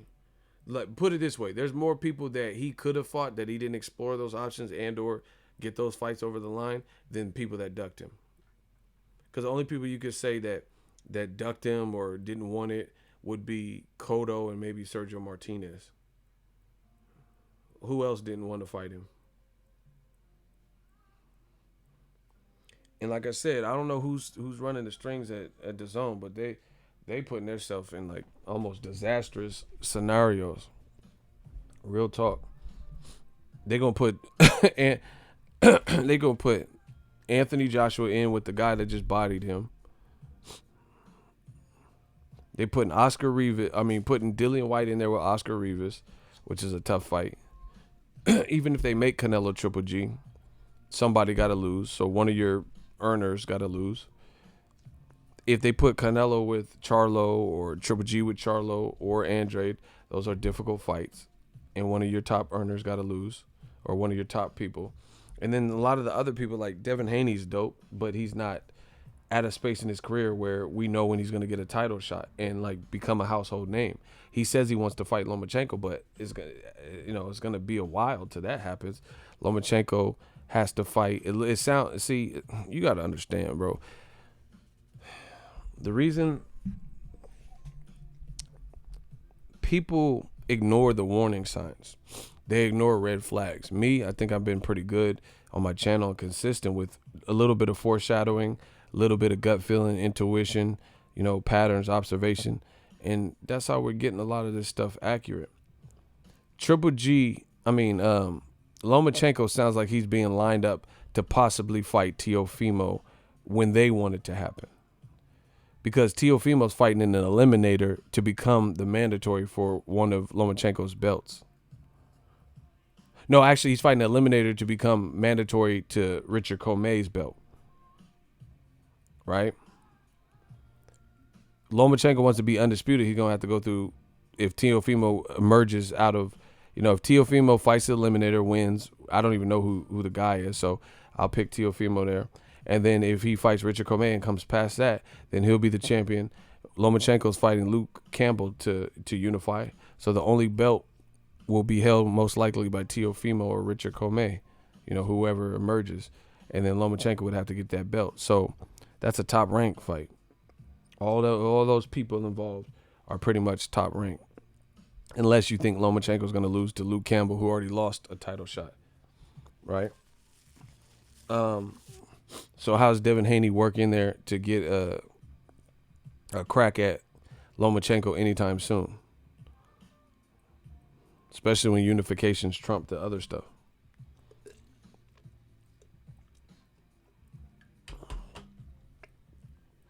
So it sounds like Top Rank more or less has a succession plan. They have a succession plan of what they're trying to do. DAZN, it really looks like they are winging it. And I'm not even my business is boxing, but I'm not like behind the scenes and shit like them. I just care about the boxing shit and the fans. But you know, we dabble and talk about the boxing shit. It's like they have no real succession plan, no real game plan. Like they're just winging it, playing it play by play. But Top Rank ain't doing that. Not Errol Spence. Al Heyman ain't doing that. They mapping out future shit. Why you think Al Heyman for the last 2 years has been able to drop the first and second quarter all the big fights in January and shit? He did the Showtime up front, and then they did one this year with Fox. And they said, hey, these are the fights. Danny Garcia, Granados. You know, Spence is going to fight Mikey at AT&T. You know, we got Keith Thurman making a return. We got Leo Santa Cruz. You know, they had all of it all mapped out. You don't see that with DAZN. It's just like it's like a fight by, just how they have AJ and Dillian White on a case by case, fight by fight basis. That's how they doing it with their infrastructure. And that don't seem like it's gonna work. That don't seem like it'll work. You have to do a little plan, but they don't have the stable to plan deep like that. And then unexpected things like Andy Ruiz happen. Listen to this. But in terms of that night last week was so big for. Done a few shows in the US. Get something like this to happen. It's hella hot as shit in the Bay right now, bruh. They don't know about this Bay shit, man. Listen,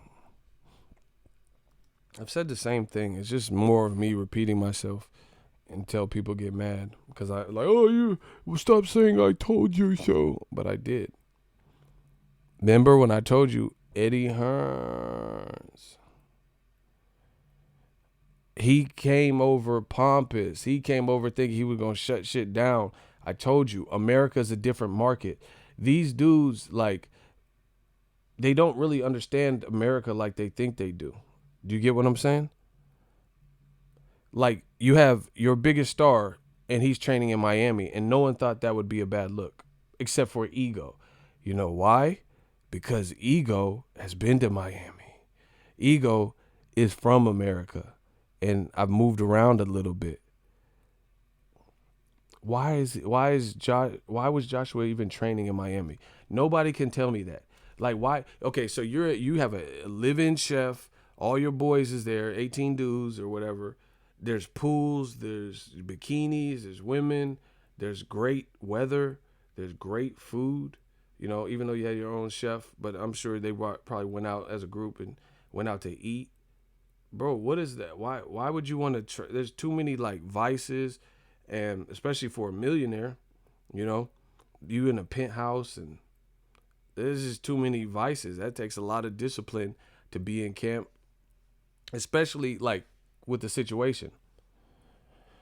You're in a new place. You're not from here, you know, and you riding around listening to music. If Miami's a cool place, it's just chill. Like I said, great weather, women. I just don't see why he would even be training there. Nobody can explain that. And you're fighting in New York. Why are you in Miami anyway? That's what I'm saying. They don't know the geography. They don't know the landscape. They don't know what they're doing. Like, he wasn't with 18 dudes in that house. See, y'all just mad because I say the shit and I just say it like it is. You know what I'm saying? So y'all be like, oh yeah. I'm just being real. All I seen was dudes. There was just like 18 dudes in the house playing Jenga and shit, bro. Why are you in Miami? What's the point? Like, what? I don't know, man. It just seemed weird. He wants to train in Miami like Ali did. I don't know what camp Ali did the Miami thing, but he probably knows Miami. You got to know yourself. Ali wasn't with 18 dudes like having fun doing karaoke and shit. You know, it didn't even look like it looked like a Hollywood camp. Like, you are not Michael B. Jordan. You know what I'm saying? You're not like actor getting in shape for a boxing role but don't really got to box. You really got to box. Anyway, I told you that America was different. Now you have Eddie Hearn on tape confirming everything I said. New media, Death Row East. And how you guys are changing the Listen. landscape of boxing. So we've been working with DAZN for a long time. Listen. Across a lot of different markets worldwide. As a promoter, done a few shows in the US, had a deal with HBO, but really needed the artillery, the rights fees, the dates to try and build a stable. Timing came along, DAZN wanted to launch in the States, and it was great. I was probably a little bit naive in that I was like, I'm going to come to US, I'm going to smash everybody up, I'm going to take over. Eddie Hearn just said, I was a bit naive. I came in and said, I'm going to take over the U.S. and I'm going to smash everyone to bits. He's admitting he fucked up, which is what I told you. Doesn't nothing come through this place without new media. I told you. We control the narrative. The moment I assemble the troops and we put the power back into the people, that old media shit was dead. He just told you. He said, I was a bit naive. I told everyone I was going to take over in America and do all this stuff to the promote. Basically, you talked too much. And you told people your plan. And then now listen. I wanted to launch in the States. And it was great. I was probably a little bit naive in that I was like, I'm going to come to US. I'm going to smash everybody up. I'm going to take over. We've got this pot of money, blah, blah, blah. Probably underestimated, you know, the skills of the other guys who wanted to naive in that I was. He said, I probably underestimated the skills of the other guys, clearly referring to Al Heyman and Bob Arum. So he's admitting fault in his own way. He's saying, I came to the America pompous, arrogant, said I was going to do this and that and smash everyone to bits, and all these promoters would be shook at me, right? Everybody would be worried because we got all the money, we got the biggest budget. And then people stay quiet, let you do that. And now listen. It's like, I'm going to come to US, I'm going to smash everybody up, I'm going to take over, we've got this pot of money, blah, blah, blah. Probably underestimated, you know, the skills of the other guys who wanted to hold on so tight. They blocked me, they tried to stop me, and it was tough. He said they blocked me, they tried to stop me, and it was tough.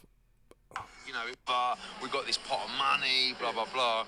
Probably underestimated, you know, the skills of the other guys who wanted to hold on so tight. They blocked me, they tried to stop me, and it was tough. You know, it was a real tough start where I was getting sort of turned down from fighters thinking. Bro, I'm done. I'm a legend. Like Wayne said, shit, I'm already a legend if I ever leave. I come in there, I prove my points each and every time. He said it was tough. It was a tough, rough start.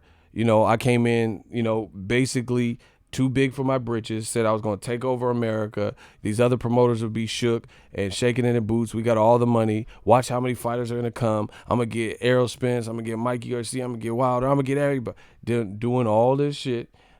And I told you, it's not going to be that easy. You got to earn your stripes just like anybody else. And telling people what you're going to do before you do it is never the thing. Listen, that's never the thing. You know, Al Heyman, exactly. You never hear Al Heyman talk. Bro, he's behind the scenes just pulling strings.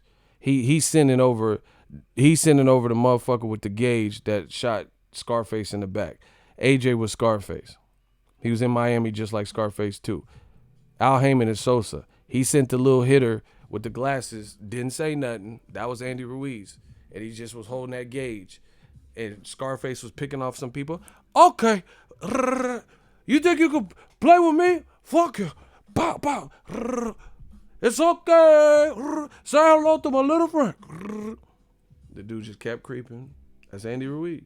Kept creeping with that gauge. Aim. Back out. Scarface. Okay. And fall into the fountain. That's Andy Ruiz. That's what happened. You're not supposed to tell people like all your plans and what I'm gonna infiltrate this and I'm gonna take a. You don't tell people that. But I told you, Eddie Hearn, all in the video. He liked to be in the camera. He's telling too much. Even now, Joshua lost, and he's still telling people, "Oh yeah, he had memory loss. He doesn't remember his middle name." Why are you telling people this? You don't think that's what I'm saying. People who talk too much like that, that's not a good thing because, okay, if Eddie Hearn was doing dirt, who thinks he would do the Tekashi route when the feds came on him? Who thinks Eddie Hearn would do a bid if he was in that life?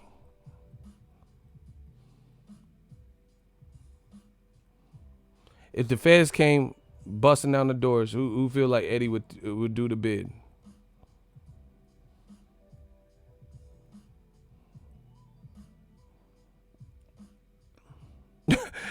Jerry said, "Nah, he gonna tell."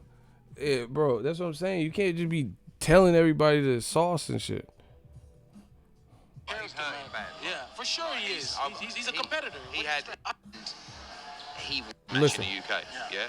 And he's not decided yet, but he just said that to me last night. I was like, I mean, if he did it at the Garden and he won, like, his stock would go to a whole nother level. Sure, do you know what I mean? just to be able to come back. He's telling people everything. Why? He's telling people everything. Oh yeah, AJ wants it in the States, but I want it in the UK. Why are you telling people this? Why are you telling people where you would prefer? Okay, it's so asinine, and this is what the UK likes. This is what the UK likes. They're like, yeah, propaganda. You did it, propaganda. Bro, he says AJ is okay with the fight happening in America, and he's like, but we want it in the UK. You're telling people this on camera. They act like cameras don't exist. You're telling people on camera. So if I'm Al Heyman and I know you want it in the UK, then I'm not putting it in the UK unless it's stipulated in the contract, right? Unless you put in the contract, because you had the A-side leverage, unless you put in the contract that we had to fight in America, I'll make sure it don't go to America unless I'm contractually bound.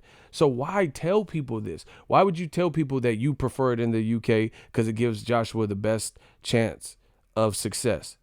So we know where you want. It's not like reverse psychology. I really think they do want in the UK.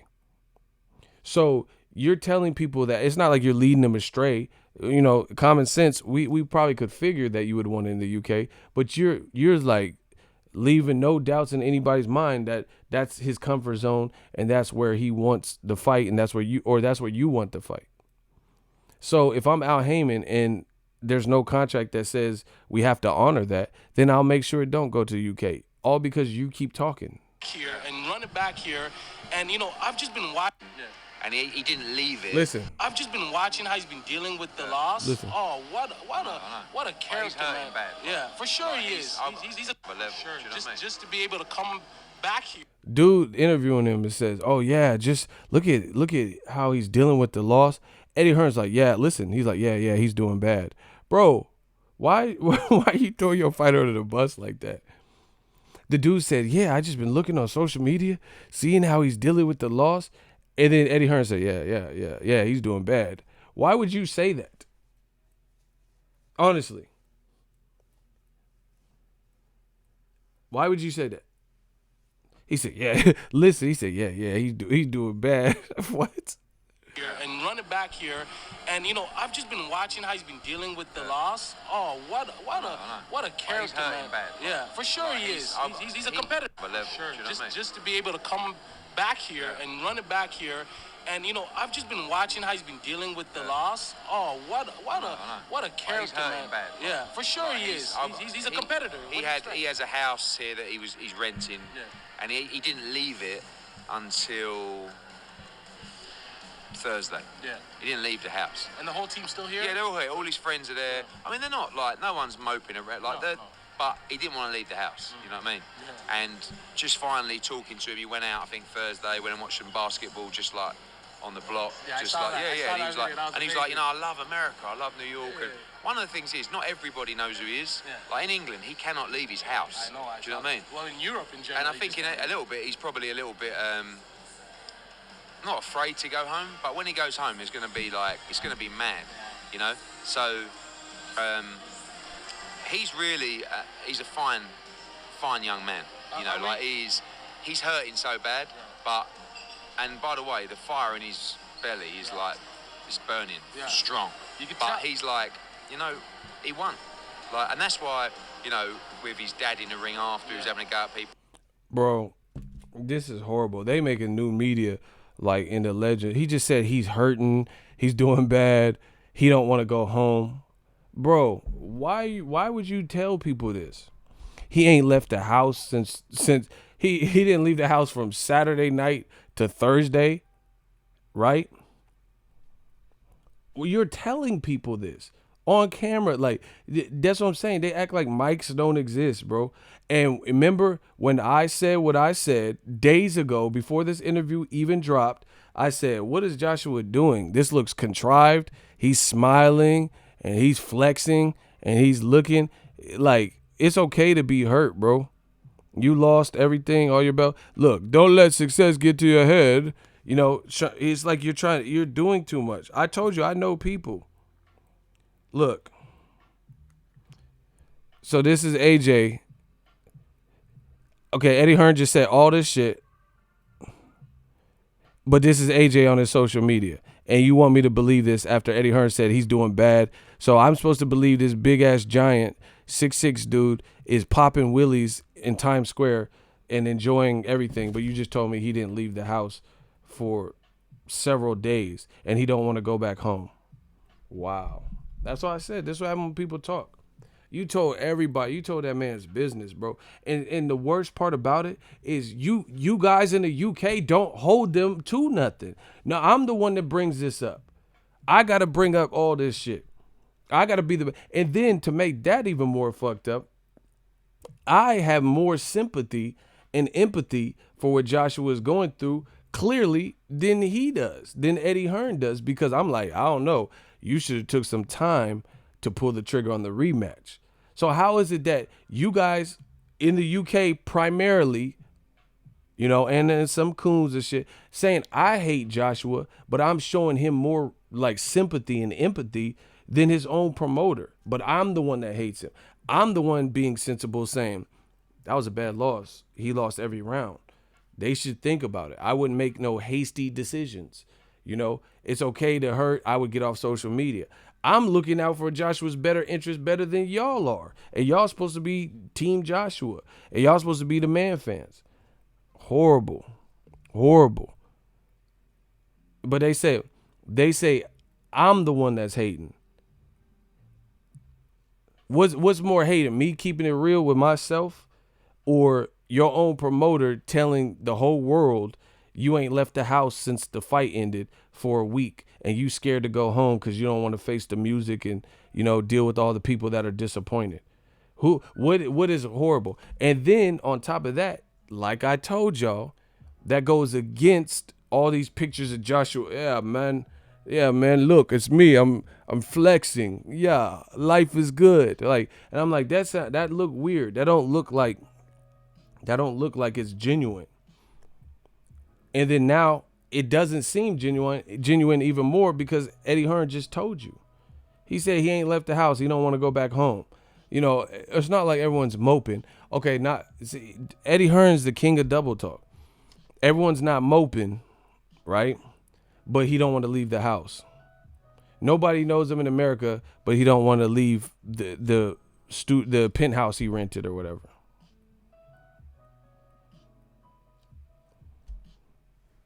So no one knows in America, but he's ordering DoorDash because he knows people seen it and he don't want to go out there and face the music. That's what I'm saying. You can't fool me with flex pictures and shit. Oh yeah, don't let a win go to your loss. And bro, I told you.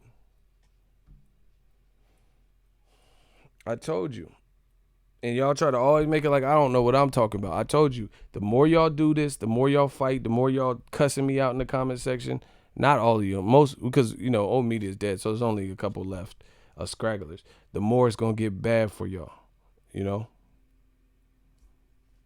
Why would you tell people, why would you tell that man's business like that? Like, we don't know other than what he's posting. So we don't know if he ain't left the house. So you feel it's like, that's like a nosy neighbor. Eddie Hearn's like the nosy white neighbor. You know what I'm saying? The nosy white neighbor that live, you know, across the street and tell you some out of pocket shit. You know what I'm saying? When you guys gonna cut your lawn? Like, man, fuck you. What you mean when am I cut? This ain't your shit. You know, your neighbor coming up to check the mail and they all in your business. Your car needs a tune-up. Like, who the fuck are you, bro? You need to get your car. When are you getting a smog check?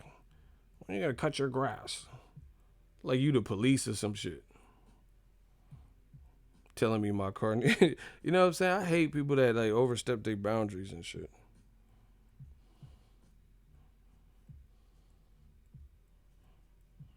You know? I can understand, like when I was at Lowe's, sometimes some people would bring their badass kids and they be climbing up stuff. I'm like, oh, you got to get down for that because I don't want the kid to hurt himself, you know, and I don't want the store to get sued, but more importantly, the kid's safety. So I can understand speaking to someone like, you know, hey, your kid got to get down from there, or he got to get off that ladder, or come on, let's get down. Like, you know, that's something different. But, you know, some people just be in people's business and shit. Dillian White is out here saying, here I come to save the day. Man, okay, so Cali Enigma did an interview with Eddie Hearn, and he says, man, Luis Ortiz wants to fight Joshua and Wilder. He'll fight Wilder again and fight Joshua. And then Eddie Hearn started trying to roast Luis Ortiz. He started trying to roast him. Like, oh, yeah, his last fight, it was stunk up. Like, oh, my God. I got the clip in my phone. Watch this. See, this new media came and shut this shit the fuck down. Promise you. Watch. This is Cali Enigma, his work, talking to Eddie Hearn. And this is what happens when you talk. Look. Watch. When we had a choice to fight in America, there were two options for us. Jarrell Miller and Luis Ortiz. We went to Madison Square Garden, we went to DAZN, and we said, who would you rather? They say Jarrell Miller. Right? We want an American, great, from Brooklyn, big mouth, great.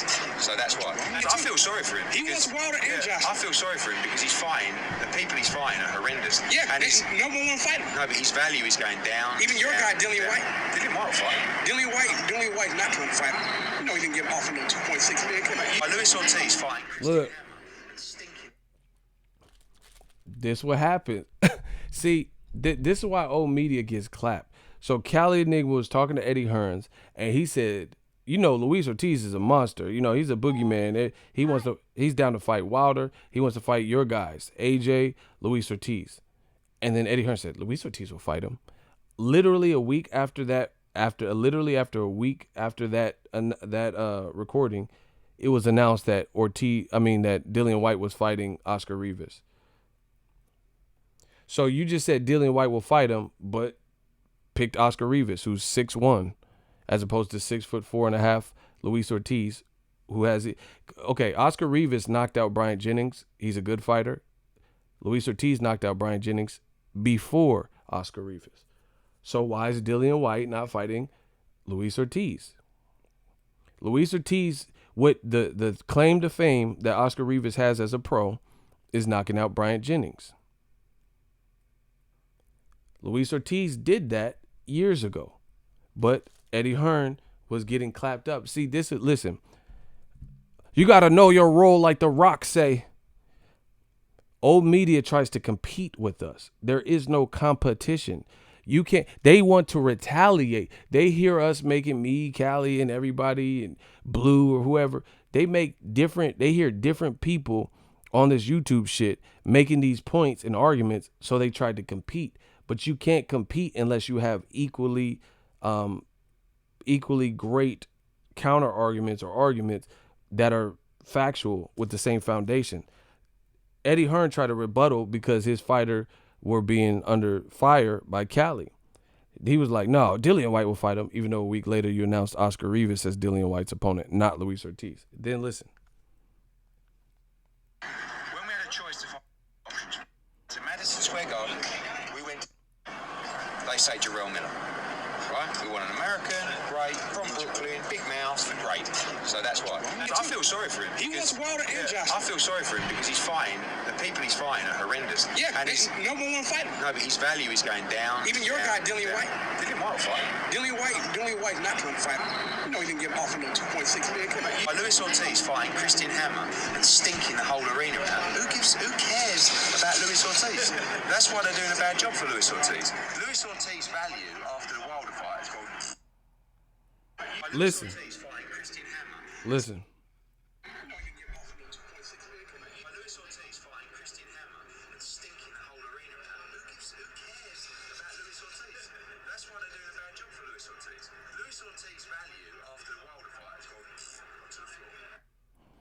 Okay. He just said Luis Ortiz, who beat Christian Hammer, his value went to the floor for beating Christian Hammer because the fight was awkward. So Luis Ortiz won the fight and his value went, and he's like, Luis Ortiz stunk up the joint. So if winning is stinking up the joint, then what the fuck did Joshua do versus Andy Ruiz? See, Eddie Hearn puts his own foot in his own mouth. Block Carpino. Block him. Rat. Go talk about Tom Schwartz. Nobody's talking about Tyson Fury. Go talk about the Fury-Schwartz fight. Once again, back to what I'm saying. He was trashing Ortiz for winning. That's what Cali was drilling him about. He says, Luis Ortiz, who cares about Luis Ortiz? His stock has gone and plummeted. Fucking Luis Ortiz, he's a dosser. You know, all this shit. He said Luis Ortiz, for winning, his stock has plummeted. And he was like trying to like shit on him. Then a week later, you needed Luis Ortiz because Gerald Miller failed a drug test. Bro, it's been coming crashing down probably for a minute, but definitely since that Gerald Miller shit. Luis Ortiz, you shitted on him and needed him a week later to try to, you know, fight Joshua, even though we knew that was some bullshit. That's one thing. So you talk shit about him and trash him and say his stock has dropped, but then you needed him because Gerald Miller messed up your event, right? Then you say Luis Ortiz put up a stinker in a fight he won, and Hammer clearly lost that fight. You know, it wasn't even as competitive like Hearns is making it out to be, and it wasn't even a boring fight. It was just Hammer was pretty tough and awkward, and that's what it was. So you said Luis Ortiz's stock had went down to the ground, and who cares about Luis Ortiz for winning, but Joshua just lost and didn't do anything. So what does that say for your own fight? If that's how you truly feel for Luis Ortiz winning, what does that say about Joshua losing? He was in there with a guy he wasn't supposed to fight. He just said the guys Luis Ortiz is fighting is horrendous. Going into the fight, people viewed Andy Ruiz as a horrendous option. So what does that say about Joshua? Hammer went the distance with Povetkin, a noted puncher. And he has experience. He fought Tyson Fury. So if Luis Ortiz won and he ain't looked the same since the Wilder fight, all the shit Eddie Hearn been saying, that's what I'm saying. Eddie Hearn puts his own, he said AJ's stock is below sea level. I'm done, bro. That's what I'm saying. Eddie Hearn puts his own pressure and he puts his own foot in his mouth. Because, okay, that's fine. Luis Ortiz, his stock is in the ground. So if his stock is on the ground, then Joshua's stock is under the ground because Joshua put up a far worse performance, you know, in America. Luis Ortiz was it wasn't even the main event, and he won. So if that damaged his career, bro, Eddie Hearn just keeps doing these interviews. I don't see why nobody, like, tells him, like, oh, man, new media, you know, it's looking crazy. So if Luis Ortiz's stock is that dropped, like he's making it, then what is Joshua's stock? And he's talking about now, he's all over the place. Damage control. He said Joshua, you know, if he beats Ruiz next, he'll become an even bigger star. So Luis Ortiz losing to Wilder and then coming on 3 wins or so where he knocked out 2 of the guys, and then he gets to Christian Hammer, you say he ain't looked the same. You say his stock has dropped since the Wilder fight. You know, his stock is in the ground. But then Joshua could actually lose, and you say if he wins again, you know, now his stock is very high. Man, Joshua lost every round. Luis Ortiz didn't have a fucking concussion and asking, what is Hammer punching me with? What punches this? You know, I told you, me and Jenny, why do I feel like this? Luis Ortiz wasn't doing all that. Eddie Hearn, this is blown up in his face exponentially. Told you. You shitted. That's what happened. You got to watch how you treat people. You know, listen, everything that I'm saying is fair. And I told you, this is almost like karma. This is almost like God's work, divine intervention or some shit, bro. It's karma because this is all the stuff that Eddie Hearn put in the atmosphere. He said he's going to take over in America. We still waiting on the American takeover. How's your American takeover consist of Katie Taylor really losing and being gifted a win? You know, that was one of the big girls. She's supposed to be the GOAT that you were pushing, right? Oh, she's better than Clarissa Shields and Cecilia Brækhus. They not looking like Katie Taylor looked versus Delphine Persoons. So your American takeover consists of that, Josh Kelly not looking great, and Joshua obviously not looking good. Me and Jenny, me and Dylan, me and Eddie, you know. That's what happens when you treat people like this. You said Ortiz ain't looked the same since the Wilder loss. His stock plummeted, stock dropped. Nobody cares. Who cares about Luis Ortiz? Everyone's willing to fight him. He's not the boogeyman. You said all this, and a lot of it you said to Cali. But he even doubled down on fight week for the Andy Ruiz. He said, oh, yeah, Wilder versus Luis Ortiz, it's an okay fight. Wilder already stopped him. This is Eddie Hearn, people. There's no stopping new media. I told you. Fight week before, because they're pompous and they didn't expect Andy Ruiz to get a victory, which is why he was selected as opposed to Luis Ortiz or somebody else, enforcing and making sure that fight goes through because they didn't want Luis Ortiz. As soon as they found, they had offers with 5 people or something. Michael Hunter, so-and-so, Trevor Bryan, Luis Ortiz, blah, blah, blah. So they had a couple of offers out. They looked at it and they seen there was some disconnect in Luis Ortiz's asking price, and they moved on real quick because they didn't really want to fight him. That's why I never subscribed to this Luis Ortiz is ducking him. If you really wanted Luis Ortiz, he could have been the it guy before Gerald Miller. But you picked Gerald Miller.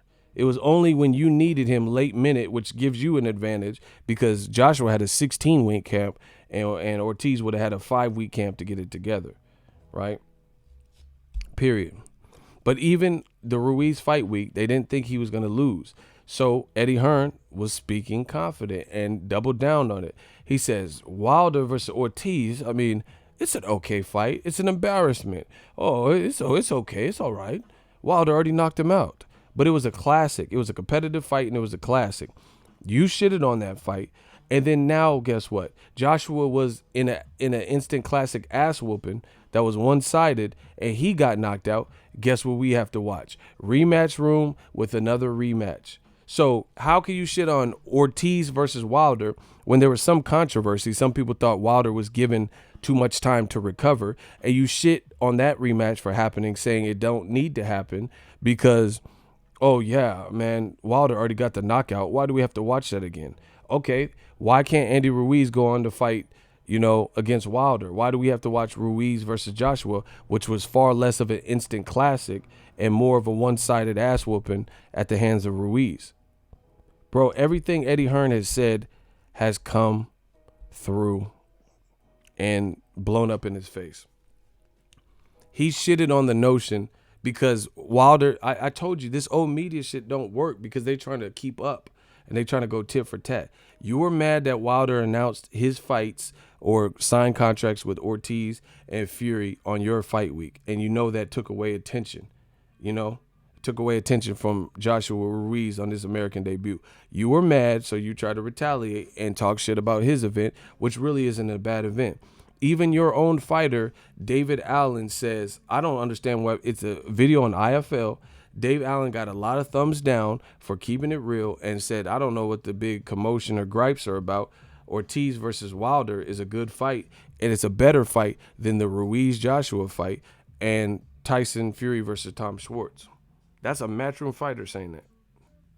So if you try to downplay and shit on Wilder-Ortiz rematch and stipulate it doesn't need to happen because Wilder got the knockout, then why do we need to watch Andy Ruiz, who went through, why did you push a 2-day rematch clause when Andy Ruiz ran through Joshua and knocked him out worse and less competitively, on behalf of Joshua?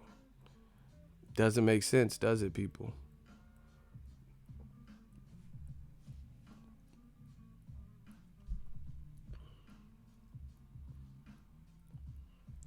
Lori Taines, block him. I don't answer to you. It's new media. Shout out to everybody for the super chats and subscribing. Old media, they shook. Ted, you don't even have to explain that. We don't need to explain shit. Don't even explain. Let my shooters take care of that. Lori Taines can go. Get rid of him. Lori Taines can go. Bow! Oh, shit. Cursor with the blockage. And he got double tapped by D. Oof. We don't, bro. New media, we been beat these bitches. We don't even have to stoop to no level unless we want to do it for pure, unadulterated fun. Period. Anyway, yeah, Eddie Hearn said Luis Ortiz's stock dropped for winning. So why doesn't he have that same energy when Joshua loses in that fashion? Joshua lost in a major way. And he ain't saying Joshua's stock has and did all this animated shit. So you know who's keeping it a buck. He said, why should we watch Luis Ortiz versus Wilder, which was actually a fun, competitive fight on both sides. Andy Ruiz and Joshua wasn't competitive on both sides outside of the third round. And Andy Ruiz clearly got the best of it. So why we got to watch that rematch room? So on that note, I'm out. New media, we just, oh my gosh, we keep hitting them. We keep catching body. That's why I said you got to watch what Eddie Hearn's saying. And the more he says, the better for us, because we always going to have to be right here to react and talk and speak on these things. You can't shit on Luis Ortiz and Wilder when it was competitive and it was a fun fight. And there was, controversy to some people, or so they say. Oh, he was given extra time. So Wilder, he couldn't get Joshua. Fury went his own way. So he's rematching that. We got to sit through Andy Ruiz and Joshua had a concussion, and it was one-sided. Now Ruiz gets a full camp, and we got to hope that Joshua gets it together to make it a competitive fight.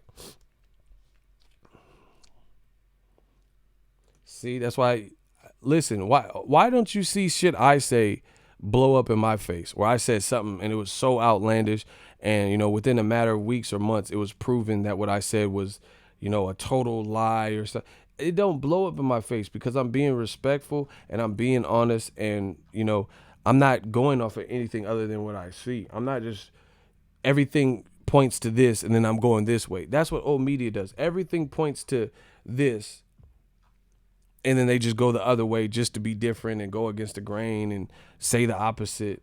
Good luck with that, or the coon and shit.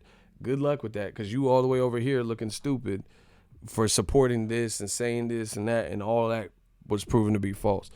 You got to listen to what Sly Eddie say. Sly Eddie, he'd just say whatever. Like, some people didn't peep it. Eddie Hearn said, Joshua did not have a panic attack. That's what he said. In one portion of the interview, he said he didn't have a panic attack. I was looking at him. It was all good. But then later, he does another interview or the same interview, and he says Joshua didn't have a panic attack. I went to him and I asked him, did you have a panic attack? So you're lying. Somewhere along the way, that means you're lying. Either you were with him or you went back and asked him if he had a panic attack. Why would you need to ask if someone had a panic attack if you're right by their side? Just go listen. Go listen to the different interviews where he's talking about this panic attack. 1 minute, Eddie Hearn said that I was right there, and everybody in the locker room, and the New York State Athletic Commission wouldn't allow it, and we were all right there, and there was no panic attack. But then he slipped up, and then he said they were saying all these rumors, and people were texting me if Joshua had a panic attack. So I went to him and I asked him. I said, "Did you have a panic attack?" Why would you need to ask someone if you were right there? If you would have knew right off the spot. You could be like, "Oh, I was right there. I did that rumor right now because I'm with Joshua," and there was no signs of a panic attack. 1 minute he said he was there. The next minute he said he went back to Joshua to discover and ask him if he had a panic attack. So, looking shaky, baby. Looking shaky. So, if let's say there's a liquor store and they have records that I was at the liquor store and the liquor store owner got shot and killed, and I said I wasn't there for the shooting part. And then if they have a surveillance tape that shows me in the store at the time, then whose credibility is shot? If I said I wasn't there and then they have actual tape footage showing that I was in there while this altercation was going on, whose credibility is shot? This is like simple detective work, people. He says he was with Joshua and there was no panic attack.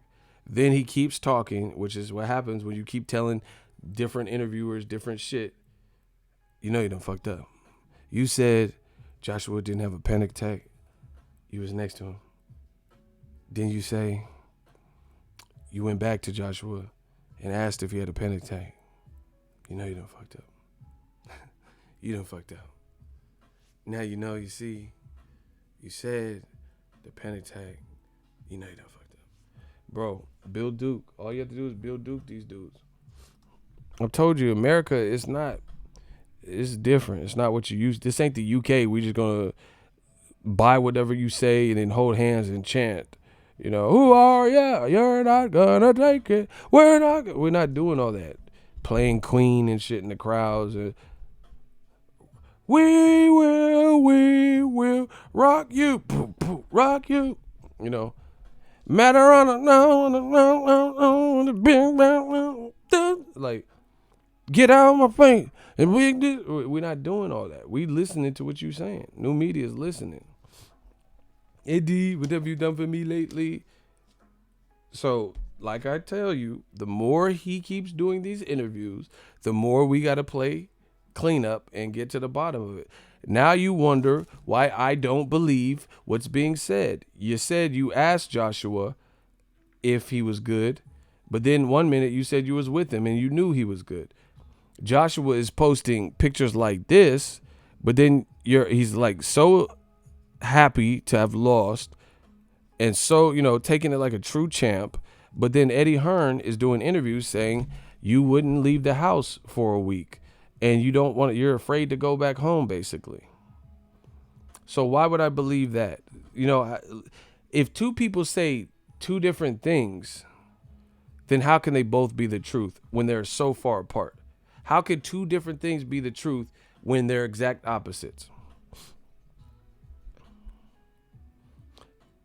If I hold up this and I say, is this green or red, which are two different colors, and then people are saying green, but I told you it was red. I mean, they both can't be the truth. How they both, this is what is established as the color green. End of story. Eddie Hearn talks too much to defeat AJ or to defeat Al Heyman. Oh, you retracted your comment. I don't know. I was in the middle of reading. I couldn't see it. That's what I'm saying. Bob Arum don't even talk like this. Like, Bob Arum talk during fight weeks and shit. Al Heyman just be in the cuts. Bob Arum warned Eddie Hearn of this. He said Eddie Hearn, like, basically all in the video. And, like, listen, it's getting to the point, y'all got to start getting on the UK media's head, bro. Why are the UK media start bringing this shit up after new media? Why don't you ever see that UK media bring up these points that I'm bringing up. This is happening, people too. This is happening inside of your own offices, in front of your own camera lens. They wait for us to make a big issue about this till it's undeniable, till fans pose questions, and then they ask. These people are you're in their offices, they're in front of your camera lenses, and there's none of this stuff comes up until we make it an issue. Why is it that I got to be the one to draw first, but I got to be the one that new media, we got to bring up these great crafty points that need resolve. You know what I'm saying? But then these other people are with Eddie Hearn, with Barry Hearn. Okay, so nobody can get in touch with Barry Hearn to do a sit-down interview. They could do, when it's about some bullshit like Tyson Fury versus AJ happening, they can get in touch with Barry Hearn and do an hour-long interview about some bullshit. They can meet up with Barry Hearn fishing and shit.